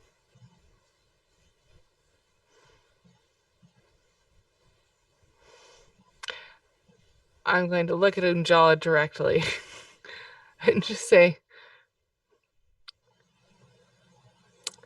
this seems like a bad idea, Unjala. It seems like a bad idea, but at the same time, my heart feels for your lack of freedom. Thank you. Nobody Words should are be. like a hug, if I could remember what that was like. You've hugged before? You're corruption embodied and you've hugged before? Well, This is complicated. we usually called it an embrace, but A firm embrace? I've had both. He hasn't had enough hugs. That's hence the corruption. That's what'll happen to anybody if they don't get enough hugs. it's the lesson Really? that everybody should take away. Yeah. More Just hugs, if you less just a hug, then the world won't fall into grim dark madness. Let's all just hug, please.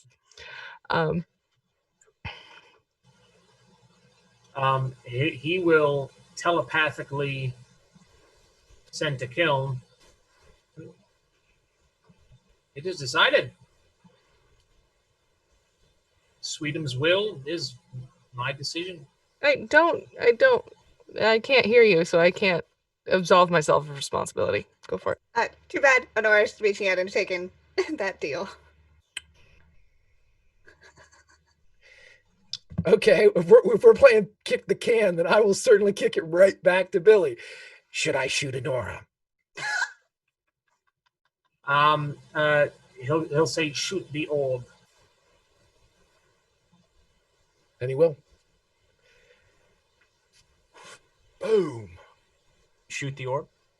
Shoot the glass. Yes, I shoot the orb. Okay. You don't need to make a roll. It's an inanimate object. You shoot the orb, and it cracks. And there is a hissing sound, a high-pitched, like gas escaping. And the orb itself cracks further with such volume that your ears kind of vibrate a bit. And then the light in the orb begins to die as this purplish light kind of floats down to the floor itself and just kind of hovers It's still inside the pillars, but now out of the orb is just kind of floating on the floor. And the light goes out of the corpse's eyes as you do this, and it drops. And as it drops, just turns to dust, and just kind of, and there's contrails of dust float away from it. Well, that was easy. What are you doing? This way, your power can go unchecked if you are willing to work for it. There's no corruption for balance. And we do not risk this thing turning on us. Honora's looking around. She is freaked out because, you know what? I think you underestimate what this thing's able to do.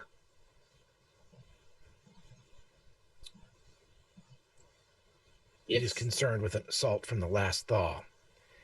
I figure we find a few more of these things and crack them open, and we can drop this city. The balance is maintained.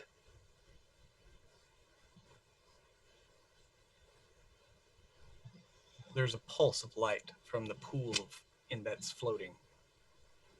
Or we all die. The ground around you begins to shake and shudder just a bit. Honora, Mm-hmm. you feel your eyes pulled to that pool of light. Like every time you try to look away to keep conversing, your eyes will invariably be pulled back. Yeah, she's gonna go up there. Okay. You cross the plane of the circle of pillars. You feel like a pop of energy as you do that. And the pool of light begins to flow towards you. But it does not leave the fountain base that was directly underneath the orb, but it moves over to the edge closest to you.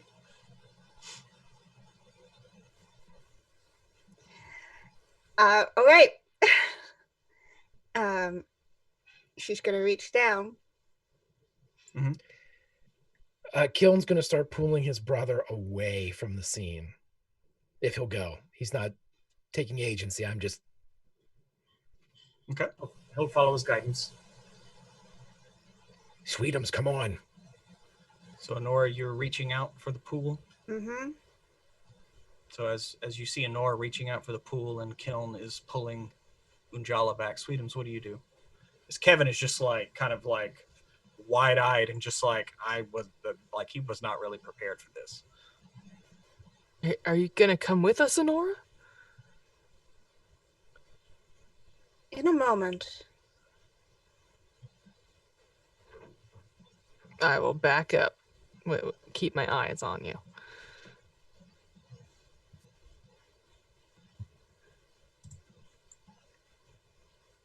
Can we get out of here? As you start moving away? Yeah. Honora, do you touch the pool? Yes, absolutely. I touched the pool. Okay. I just wanted to, that was my like final answer, like giving you plenty of chances to click yes.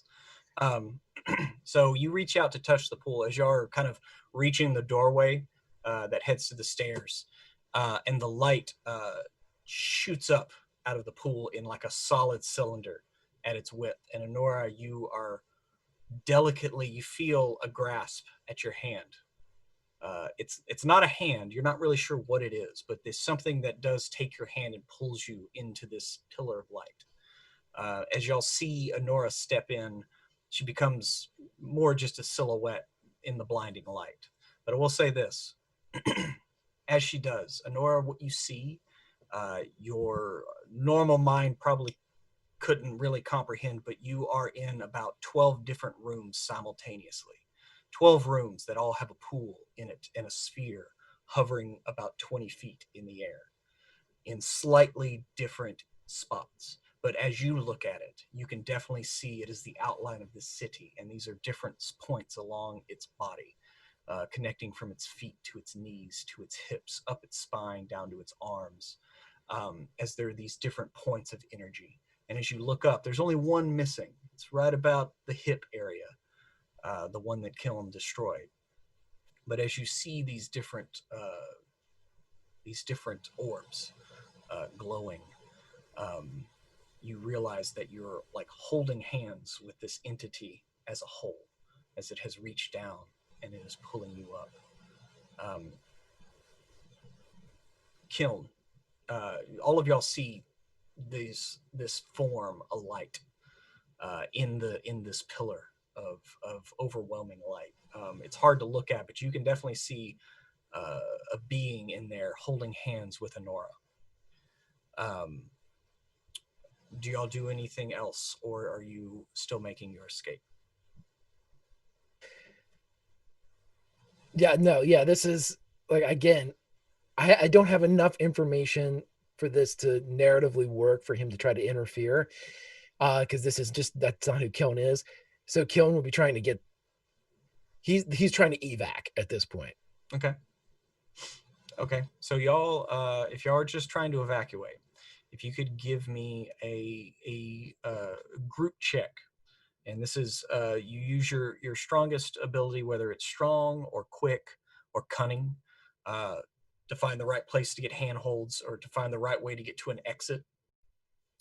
The three of y'all, if you could give me a roll of those three. I got a 10 for strength. That's beat it by 5. Okay. I failed my accurate by 3. You rolled a 1. You muted, Billy. Gosh darn it. Yeah, I got a 1. Okay. So you know that Billy, as you are moving back, there's a crack in the ground, and you see one of a light coming from below you, about 50 feet down, and there's another orb directly below you, but it's also closer to the ground. And you find that way because the hallway in front of you is kind of a little bit impassable because of the structure changes after Kiln destroyed the one orb. So you manage to drop down, and you know you're closer to the ground. But as you go down, do you do anything with that orb that is now kind of pulsing a different kind of light, as something is happening above in the chamber that we'll get back to in just a second? He's going to cue Killen to shoot this orb as well. Yeah, he'll take a shot. Okay. So you take another shot, and this orb cracks, and the same thing. It cracks open. There's this loud hiss, this kind of bone-crunching noise as this glass breaks apart. This light floods out into the pool, then immediately, almost like pouring back up into a pitcher, shoots straight up and goes, it looks like in the direction of the chamber that y'all left Honora behind in. As now there are 2 nodes that have been destroyed to leave behind, and definitely now you can feel the structure of this leg like falling apart. So y'all give me one more set of rolls as you see a crack kind of opening up, and there are trees outside of it. So give me you got a 5 on your quick. What was your strong roll, Sweetums? For the second one, I failed by 2. Failed. Okay. So you were trying to like pry open the side wall here, but it didn't get, it's not quite enough for you to fit through yet. But Kiln and Kevin and Unjala can squeeze through, which Unjala does. Kiln? Success. Okay. 14 out of 15 for So accurate. Yeah. basically, this leg is taking another step, and there are trees right outside of here. You're not sure how far up in Davalkar you are, height-wise in the canopy, but you manage to like jump out and grab a branch as this thing is passing by, and the trees are kind of ruffled from its passing. Pruitt, because I'm sorry, bud. No, go ahead. I was gonna say, because we saw the outline of like kind of like that superimposed outline of where the nodes were. Mm-hmm. Can I look down towards the foot area and see if there's one exposed down there? Because we've taken the hip and the knee from this one side. If I can take a shot at the foot, he would do so, because that should deaden the whole. Yeah, maybe you can give me as you're kind of moving out. You can give me a quick vigilant roll. And this will be at like a -5. Like this will be pretty tough. I rolled a 5. My skill is 11. So Okay. with a 5 is a 10, I succeed. So as you jump out, you basically look, and there's like a grain silo that's part of the leg going into the foot, and the top of it is sheared off, right? So as you jump out, you wouldn't have been able to see this without being outside of it, but you like look right down the shaft of this grain silo, and you can see a node down there. It is going to be a very difficult, accurate test if you want to try to take a shot at one more, but you can't. Okay, I'll definitely take a shot. And Okay. so So I'll hunter. this is going to be at a -7 to hit. Gotcha. So this is bargain time here. Being in sync and kind of realizing what's going on here, would I be able to use the tormenting spirits instead of hinder my brother, help them guide his aim? The spirits. Yeah, give me a resolute check at a -5.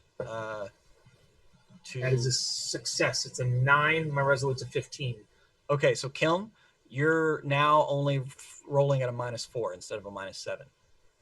Okay. I'm going Brother is to assisting.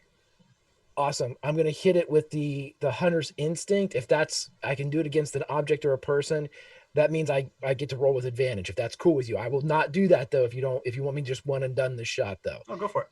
Is that cool? Okay.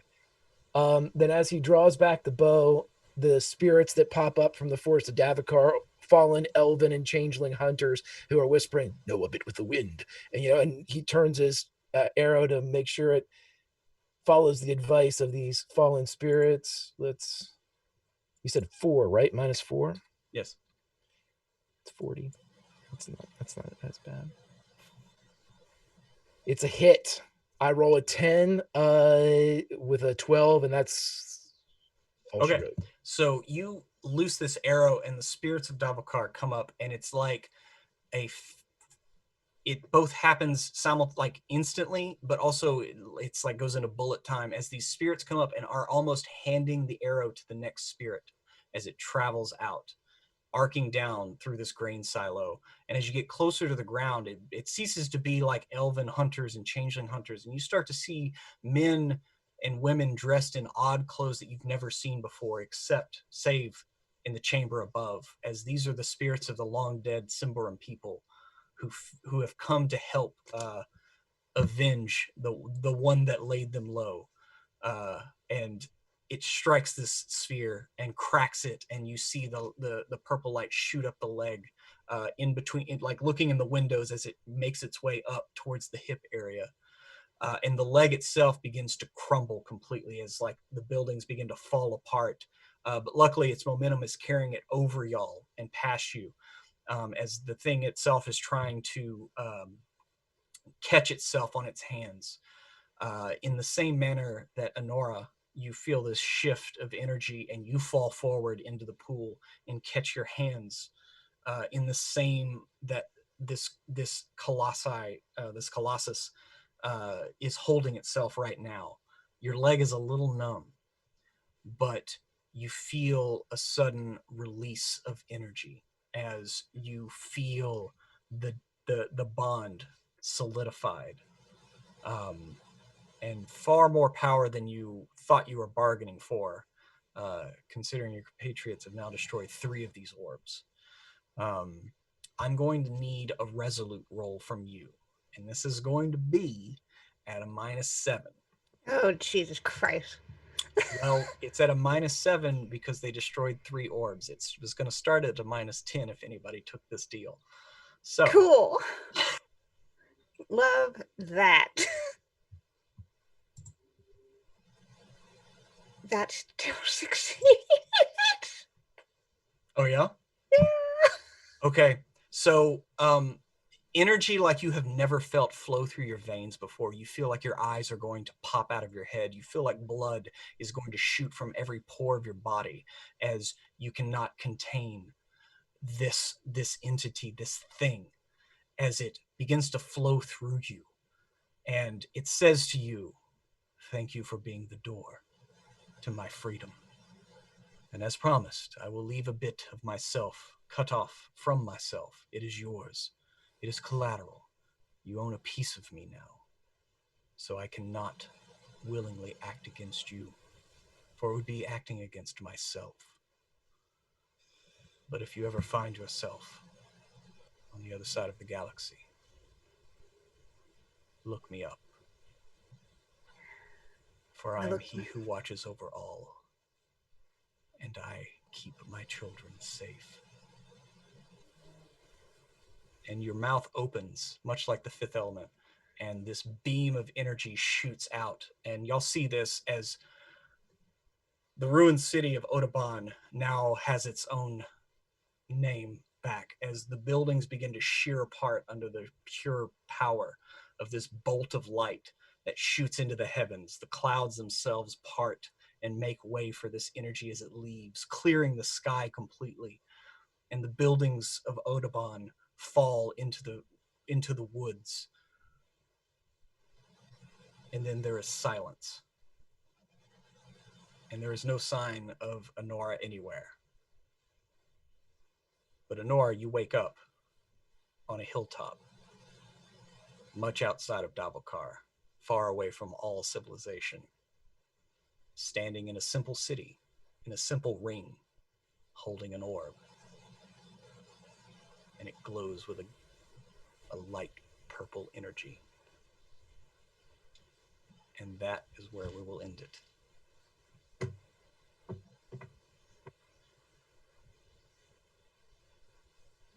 I won Symbaroum. And Kiana kind of won Symbaroum a little bit. And so let's go around to cast and crew and see how everyone liked it. Yeah. So anyway, let's do reverse order like we always do and start with Emma. How are you, Emma? I'm good. Sweetums has no idea what the fuck just happened in any of it. He could read for about 10 minutes and he lost one of his best friends. But everybody's alive? Maybe? Yeah. I mean, the only thing that Sweetums remembers is that some travelers came from afar and brought some entity from the far realm. Mm-hmm. Imprisoned it here. You do know that. Like, that's what I know that. I know that. And like, no, I'll miss my friend Nora. My sweet friend Nora, who he would never noticed any inkling of want for power at all. Yeah. Ever. Yeah. It's pretty interesting. Yes. It's so fun. It's so dark. It's very dark. lovely and dark. I'm comms director for WebDM. Watch WebDM. You're already doing it. You already win, but not as much as Kiana does. Watch our video tomorrow. It's going to be about what pulp adventure means, because we have gotten several comments that are, and I quote, "Why are all these old guys who like D&D constantly talking about pulp? What is it?" So we answered that question. It's not for your orange juice anymore, babe. Why are all these old men talking about this thing? What is it? So there we go. There you go. Yes. Thank you so much for the game. Super fun. I love playing with all of you. Yes, most definitely.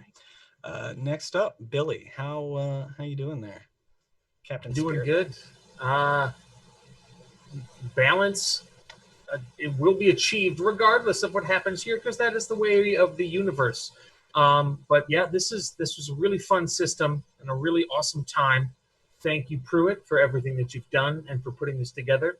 For us to play in it was a distinct privilege and an honor, and I want to thank you. And thank everybody for watching, especially YouTube chat for participating. Is super great. You guys are super cool. If you like internet stuff and you're not a super massive black hole of dick lips, give me a follow at Bill of the Forest. If you are those things, just don't. Go elsewhere, please. This is a great crew. Follow them. Watch the games that they're in. Watch WebDM stuff. The community in this crew is just absolutely the coolest thing and the finest group of people I've had the privilege of meeting. And I've met Kelly from 90210. So that's something. I'm done. Awesome. Kiana, the winner of Symbaroum. That's how this game works. You win it. Well, I made Honora for one thing, and that was to get power, and she did it. I'm proud of her considering she almost fucking died several times. This was a lot of fun. I really enjoyed it. God, Symbaroum is dark as hell, ready to kill your characters and your darlings at any moment. So this was a lot of fun. I really enjoyed it. Most definitely. Yeah, and oh, sorry. Yeah, Honora's just casually the source of corruption now, sort of. It's fine. No, I would say that you are the scales right now. Yeah. It's cool. Totally chill. Don't worry about it. Don't think about the aftermath or repercussions. It's chill. But yes, I am Kiana. Y'all can find me over on Twitter at Kiana as best way I'm doing, promoting the internet, doing all sorts of role-playing things, whether that's streaming, writing, shouting to the void. I have a channel called TTRPG Games where we do regular TTRPG stuff. Lots of fun over there. And a special one-shot on this Saturday of Ross Rifles, which is PBTA, World War I Canadians on the front lines. I got to play a really sweet, sad character who got really mentally fucked up last time I played her. So be fun. Yeah, this was great. This was so much fun. I love playing with y'all, even if I didn't win Symbaroum. And the Archer of the Hour, Greg, how are you doing, sir? I'm doing well. And I would have to concur that I believe if there is a victory to be achieved, it was achieved by Kiana, because Symbaroum, the victory is winning, or the winning victory element is surviving. And I believe that you survived the most. You were the surviviest. So that's great and awesome. I enjoyed it very, very much. I love Symbaroum. This is my third chance to play it, and I had a blast. I think the system is very fun.